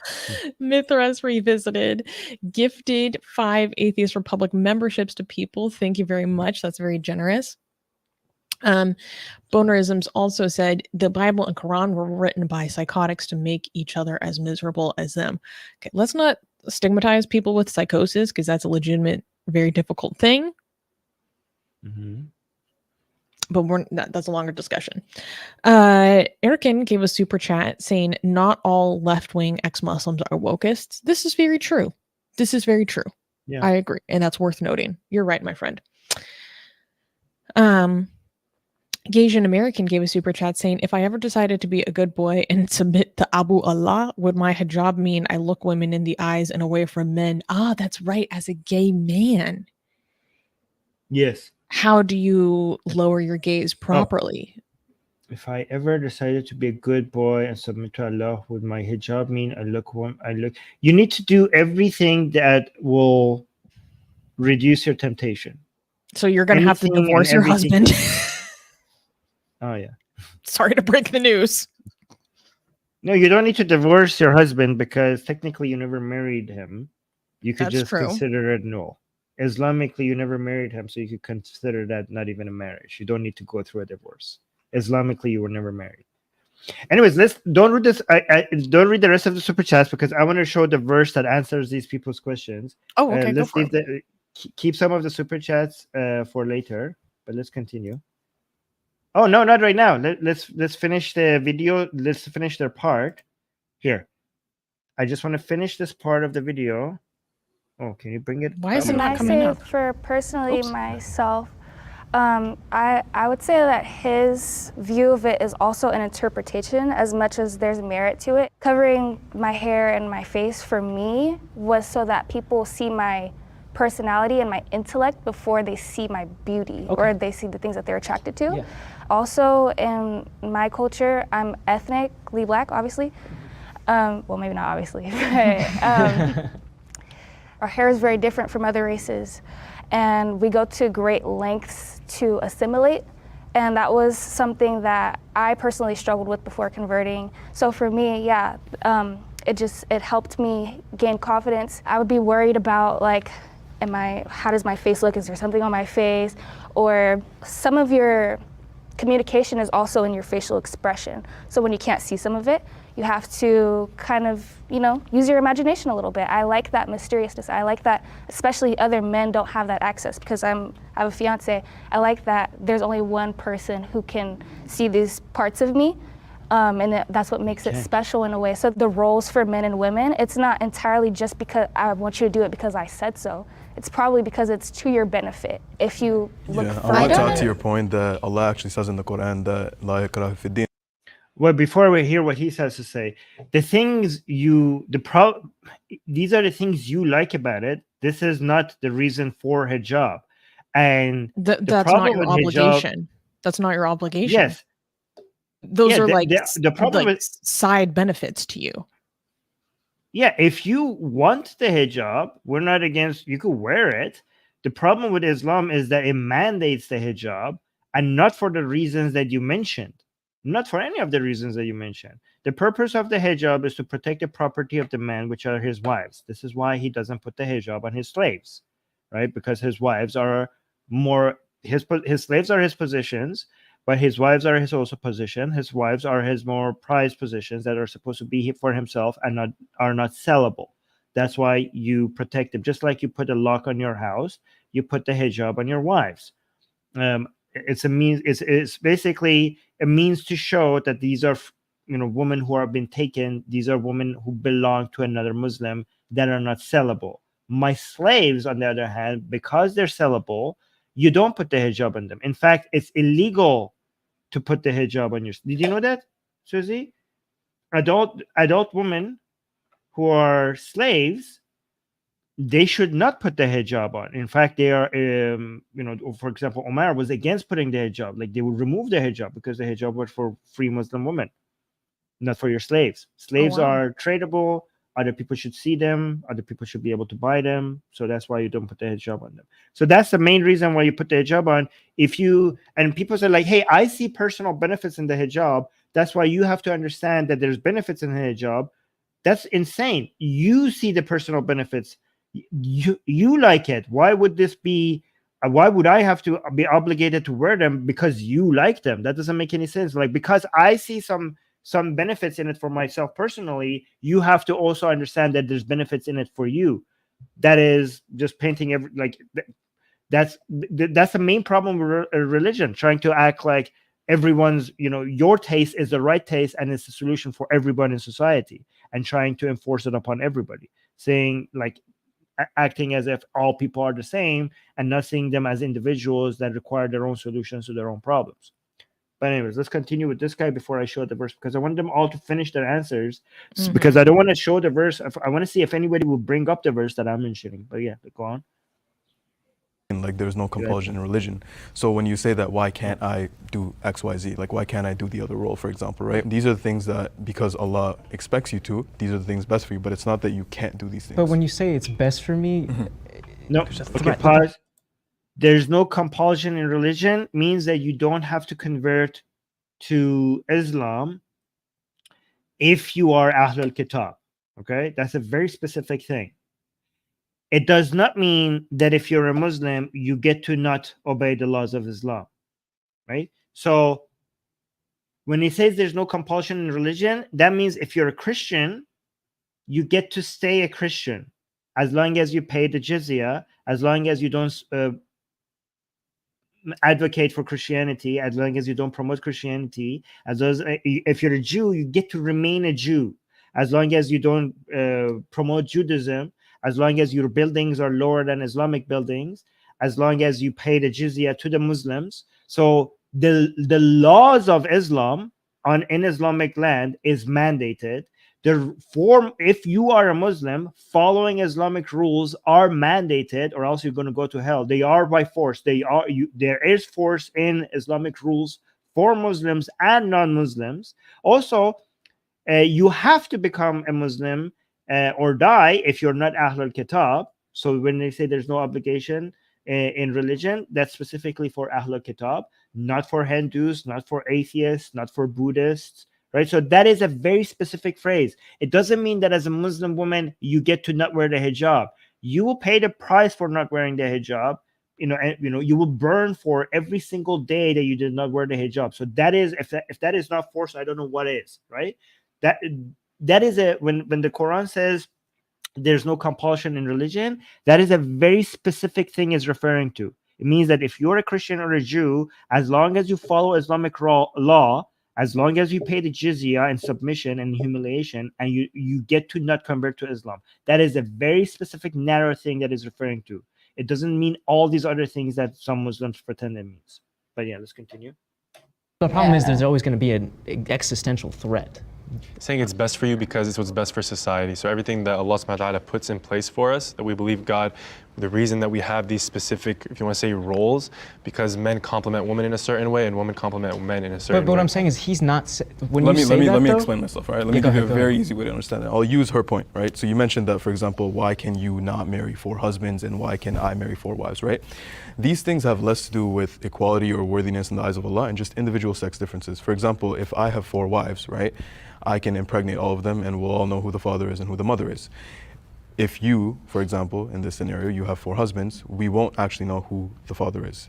And okay, so now that we have DNA testing, she should be able to have 4 husbands. Can you admit that? Now that we have DNA testing, she should be able to have 4 husbands. Why is that important? Why would that happen? And why how does would that make men and women equal in the eyes of Allah? Like that's what that's telling so you. I'm saying we're equal, but we're different. There's no knowing of the father that's just there. Reducing women to the sole purpose I of love when people. I don't think it's that. Ears, please. Oh shit! I just bumped it back. It's okay. It's okay. I love when people unironically just go separate but equal. Yeah. He just full blown not unironically separate. said separate. No, he didn't say separate but equal would make sense. He said different but equal. I think he doesn't know what words mean. Different but equal? Isn't different and equal basically contradictions? He said they're different but equal. They cannot be equal if they're different. No, people can have individual differences on the basis of certain immutable characteristics, but be equal before the law. Yeah, but equal. That's what. See, you added something there, right? So he could have said equal in value or equal before the law, right? But not equal, right? 2 things. If they're different, they're not equal. They're different. That's why when we want to show a specific part of it that is equal, then we add something after the word equal. So men and women are different.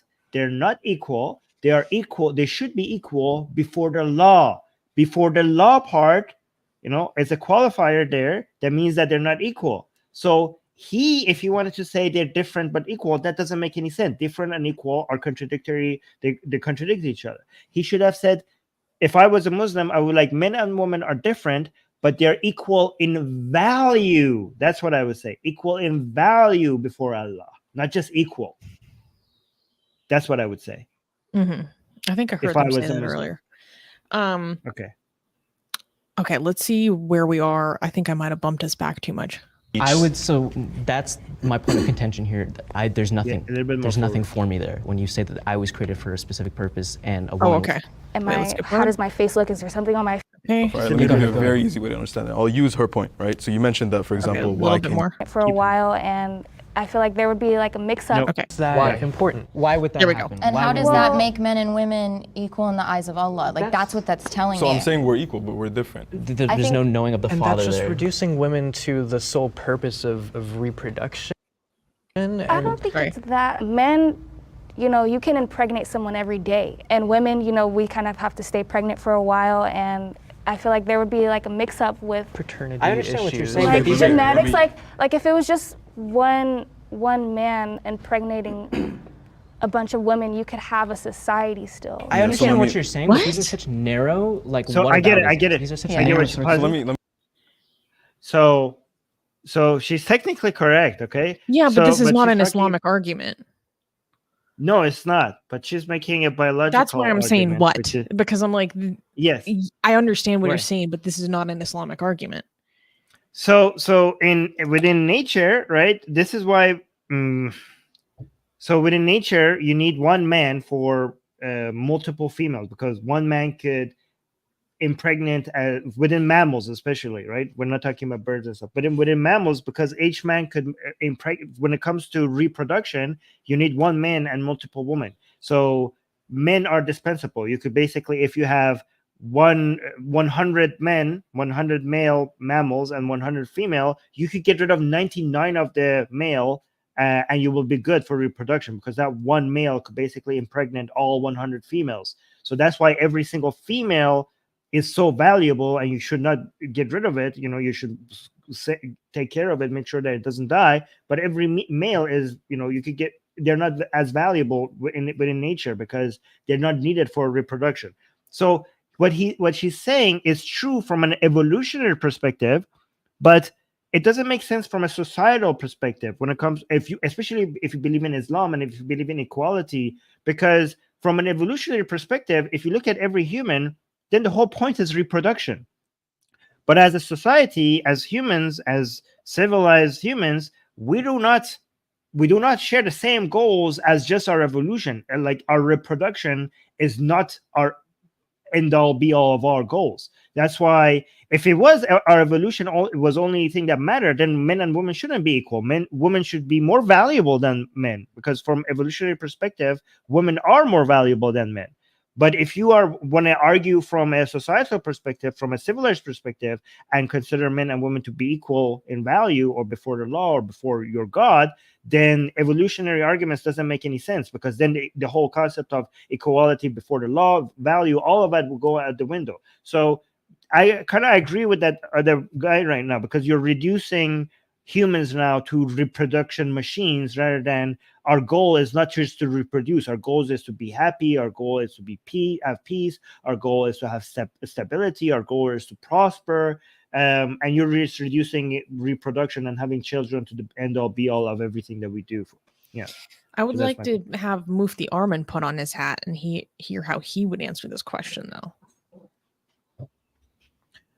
Oh, so what do you think is an actually good Islamic response to this? Because I don't think most of these people are not giving good Islamic responses. Okay, if I was giving my Islamic perspective, is like, you understand, the whole point of Islam is to open the path to you to the most important thing that will cause our happiness and well-being, and that is getting close to Allah, right? Like, you guys are all distracted by this worldly things. Like, oh, who would know the father of blah, blah, blah. Oh, I don't like to wear the hijab. How come he doesn't have to wear the hijab, but I have to wear the hijab? How come he gets to do that? I don't get to do that. Or the man could say, like, how come I have to go to war and she doesn't have to go to war? Like, you guys are all missing the point. None of this worldly stuff matters compared to the ultimate source of happiness, and that's the afterlife, and that's getting close to Allah after you die, after the day of judgment. And given that your souls have been born into different biologies, right, that the way that you get close to Allah would look different based on the biology that you have. Like, you're going to have different temptations, you're going to have different emotions, you're going to have different thinkings, and Allah knows what is the best path towards him based on this biology that he's given to you, because he knows the design. He knows how the male mind operates. He knows how the female mind operates. And he's given you a map to get to him. You just need to follow the map. Stop thinking about the unfairness of this path, because this path doesn't matter. What's at the end of this path matters. God, if you are a man, God tells you how to get close to him. And if you're a woman, God will tell you how to get close to him as well. And it's going to look, the path is going to look different. But once you get to him, once you die, once you go to heaven, it doesn't matter anymore if you're a man or a woman. Now you're in heaven. You're all equal. You're completely equal. In fact, you're not equal because some of you are going to be in hell. Some of you are going to be in heaven. The only equality that matters is that.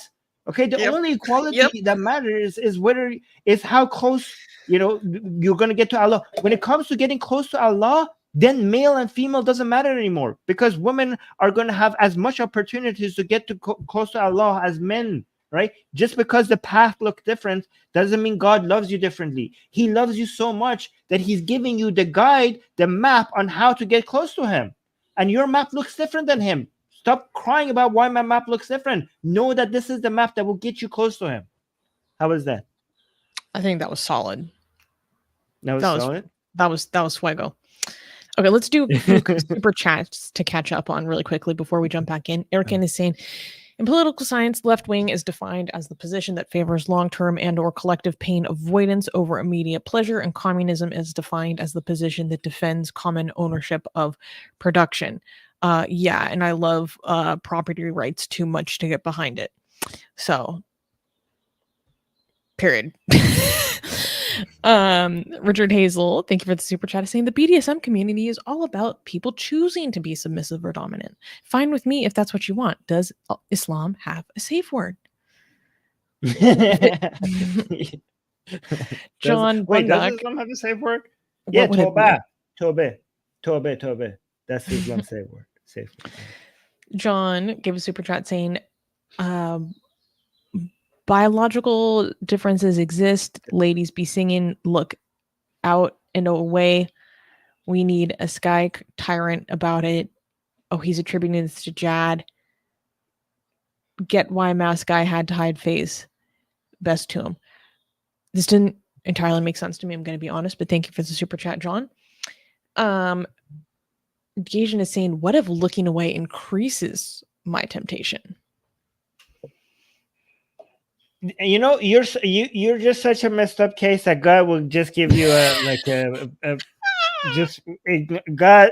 I think you have so many problems that God is like, you know what? Whatever you do, I'll just send you to heaven. It doesn't matter. Asian American has single-handedly created an edge case within Islamic law. I think God would be like, I think I just messed up when I made you. I'm just gonna let whatever you I have to do to satiate this horny bastard. Put this man away. Monologic is saying congratulations on 50K. Thank you. And Matatron is also saying congratulations on 50K. Next stop 50 million. Let's do it. And to get there, we have to subscribe. If you're on Twitter, come join us on YouTube. Join us in the live chat and subscribe. Okay, let's continue. All right. Let me ask you a question. No, but I want to. I'm sorry. I want to hear from Atia and Janet as well. Yeah. I think also, here's just a food for thought, and I can guess the answer. Why don't y'all wear a hijab? Like, why can't men wear a hijab? They are. So I'm currently in hijab, right? But I mean on your head. You have heads, women have heads. So you consider that you're basically calling the hijab a headscarf. That's not what the hijab is. And once again, we already said that the hijab for men and women is different because we're both created physically different. So obviously the hijab for both of them is going to be different. That statement is not really. And then once again, you're implying that the hijab is oppressive to women. So that's what you're implying when you're saying that why can't men do it? Because do you believe that the hijab is oppressive to women? But in the deepest depths of my soul, yes, I understand it can be a choice. I do believe it's oppressive. By you agreeing that, or by you saying that the hijab is oppressive to women, that's actually disrespectful to our women in the religion, because you're either implying that these women can't think for themselves and that they're just wearing this hijab because they have a lack of intellect. No, I think. Or you're saying that. No, she just acknowledged that it can be a choice. She just acknowledged that. Yeah, she did. She did acknowledge that we're all forcing every single woman in the religion to wear this, and we're she literally just I think we need to acknowledge how easily. No, I'm saying that's what you're by saying that the women are being oppressed in the religion. Oh, now he looks at her. They have to wear the hijab. It's not black and white. Lower your gaze. So the Hi, lower your gaze, sir. Lower your gaze, brother. I'm Rabbi Maruf, and this is a common tactic that many Muslims use. You know. When they're like, what is the logical reason for this? They're like, I'm offended, and how dare you? That's what the answer is. Like, just they just pull out the being offended. Like, okay, so you're not gonna answer me, you're just gonna get offended. Okay. But yeah. Continue. These justifications that we are saying for hijab, do these justifications really still have solid ground when we consider that the hijab was for only one class of women, free women? Slave women didn't wear hijab, and because men were allowed to have sex with this guy gets Kafir. He's the only one that has his shit together. Yes. With slave women, they were being sexualized and objectified when Muslim men were considering whether they're going to purchase them. Yeah, let me answer that. So to address your slavery point, I'll get on that in a sec, all right? But the point that you're asking, if we are really equal, how could that be? And you were asking if we all had hijab, why do you have to cover your head with a khimar and I don't, right? A very simple example is if I expect a man and a woman to lift a heavy load, but the same load, that would be unequal, right? So we have to look at it as equality or equity. So what is equal in the eyes of Allah for a man is not going to be the same treatment for a woman. And I'm sure we understand that if there are differences in our sex, then there has to be difference in expectations and roles. Maybe historically, but we live in a time where a lot of what you're saying just isn't relevant. So you're not oh my God! Somebody get this ex-Muslim out of here. He's gonna act. No, still he's gonna make the Muslim. This is great. This is great for Muslims. They're gonna play this and be like, look, these atheists cannot even understand that we still have differences between men and women, and we will always have differences between men and women. Yo, someone went to the make it look like and started reading too much gender theory. Get this guy out of here. We don't want no Jews bullshit here. This is the best promotion for Islam. People are going to show this video like, see, this is why we need Islam, so that you're grounded in reality, so you're not going off like these atheists who are denying like one biology 101 of the Western world. Right. So, oh my God. So here's the thing. I would agree that given that men and women are different, on average, there are certain things that. Oh, what happened to the stream? What? I'm here. Interesting. No, I'm here as well, but I'm just saying, like on YouTube, it says stream unavailable. Are you guys still there? Oh, yeah, something happened to the stream. Do you think we got a copyright strike? I don't know. I'm checking. No, we should be fine. Guys, are you... Stream suspended for policy violations? Do you see that? That's what it says when I look at it. Where does it say? When I look at the stream right now. Oh my God.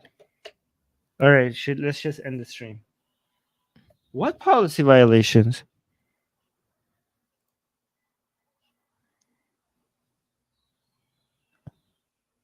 What the fuck?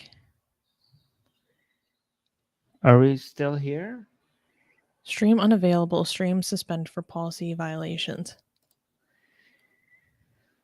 What happens when we look at things behind the scenes?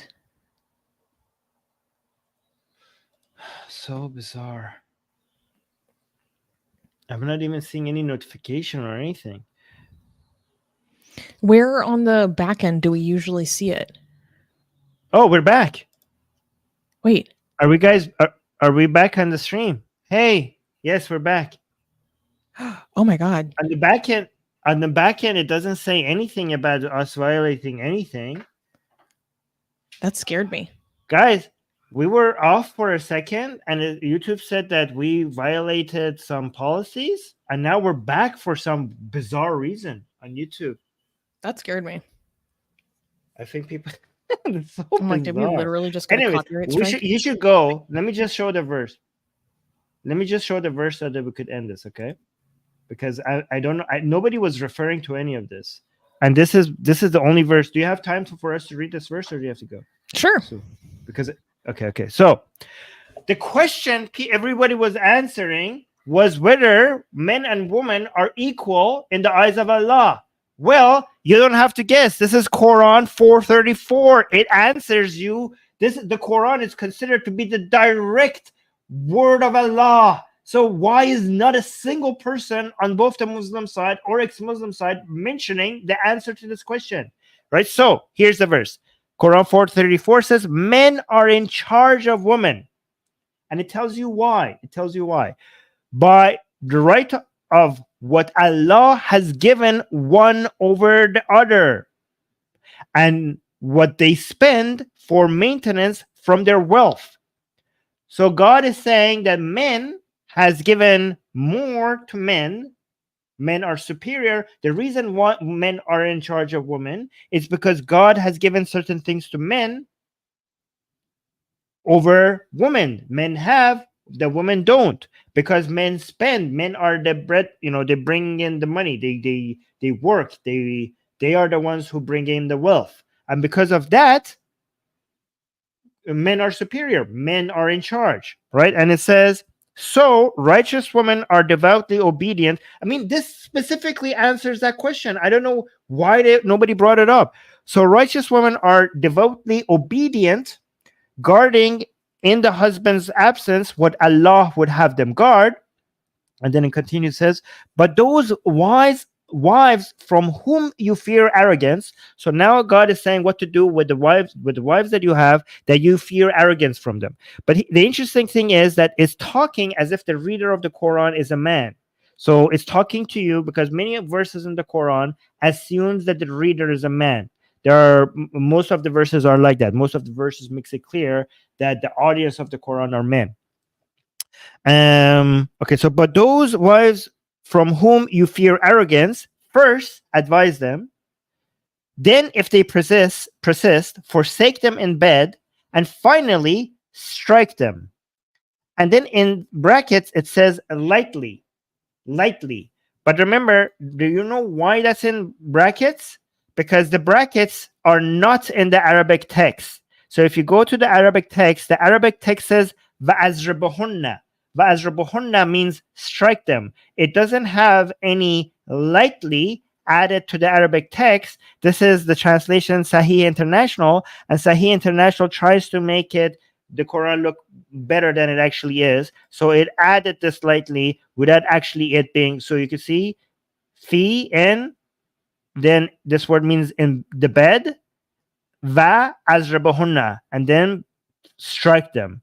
Fa'enna, and then you can see that it goes to the rest of the verse. There's no lightly in the Quranic text as well. And then it says, but if they obey you, once more, seek no means against them. Indeed, Allah is ever exalted and great. So God basically orders men, doesn't tells you that you're allowed to do this. It orders men to strike their wives if they fear arrogance or disobedience. Okay? If they fear disobedience, that means that you don't actually have to disobey your husband to get beaten up. Your husband just has to fear that you might disobey them, and then he has to hit you. And again, this is a command. This is not a suggestion. This is the verse that they should have shown when it comes to whether men and women are equal. I don't know why they're doing all this hijab talk. I know I could do millions excuses for the hijab. I could do that. Again, even on the ex-Muslim side, I would make better arguments for the hijab. Because yes, men and women are different. And maybe on average, there are certain things that men should do that women shouldn't, and women should do that men shouldn't. But this is average. We're always going to have exceptions. Just because men on average are a certain way and women on average are a certain way, that doesn't mean that we're not going to have outliers. There are going to be individual women who are different from other women. And we're not going to come up with a blanket policy for all women. We're not going to come up with a blanket suggestion or recommendation in life for all men. This is a collectivist mindset, right? So yes, it's true. So the Muslim man was right that men and women are different, but the key word here is on average. And because this is not true about every single woman and every single man, you cannot come up with a blanket solution for all men and women. And even if you could come up with a blanket solution for all men and all women, the hijab is not the answer. Hijab doesn't solve anything. So you could okay, men and women different. So God gives you a suggestion for women that doesn't apply to men. Yes, this doesn't work. First of all, the hijab was not meant to protect women themselves. The hijab was meant to protect men's property from other men. But it fails in that. It fails in protecting women. We have all studies that shows it fails in protecting women. So it fails in so many different ways. It fails in a way that it wasn't, the hijab was not, first of all, the hijab is not the best way to show the differences between men and women. This verse that I showed you, it is. And even if it was, as an ex-Muslim, I would argue that women and women are average or different. I agree with you, but you cannot come up with a blanket solution. And third, even if you were, this does not solve the problem that you're thinking that you're solving. Anyway, that's what I should have been there. I should have been there as an ex-Muslim. Literally. I think I would have done better. Yeah. Wait, so let's just finish up this question from them. Thank you. I would love to wrap this up, and I would love it if the women would wrap it up. I will say I feel like it's very rooted in when it comes to covering up. For example, it's to protect you, and if you are dressed immodestly, they might react a certain way. They're attracted to your voice. I just have to say, I am a lesbian, and I am not tempted by, like, in my mind, I don't. Shouts out, girl. Okay, let us know. I don't see a woman walking down the street immodestly, and it's not rooted in equality. Like the prompt said, Allah sees both. Okay, but male and female sexuality is just so different, girl. She's like, oh, I'm attracted to women and I'm not tempted that way. But so many women are tempted that way. On And average, I also, don't think women are going to be the way tempted to use their language the way that men are. Like, let's be honest with ourselves. Yeah, but also temptation is not a bad thing. I just want to also make that clear, but go on. Okay. When men and women is equal, and I don't hear that honestly at all. And when you're saying, Things you're Okay, saying. pause. Thank you. Yeah, I would love. want to speak for the whole time. We're going to keep going, and Yeah. all of this is going to build on each other. I would really love to hear Oh, from we're Atiya. off again. Okay, thank you so much, guys. There are a couple points I want to touch up on. All right. The stream is off We're off. again? Yes, I think on Twitter we're still on, but on YouTube we're off. But I think we should, like, if we come back up on YouTube, it says stream unavailable because stream suspended for policy violations. Anyways, I think we should, if we come back on YouTube, we're still on Twitter.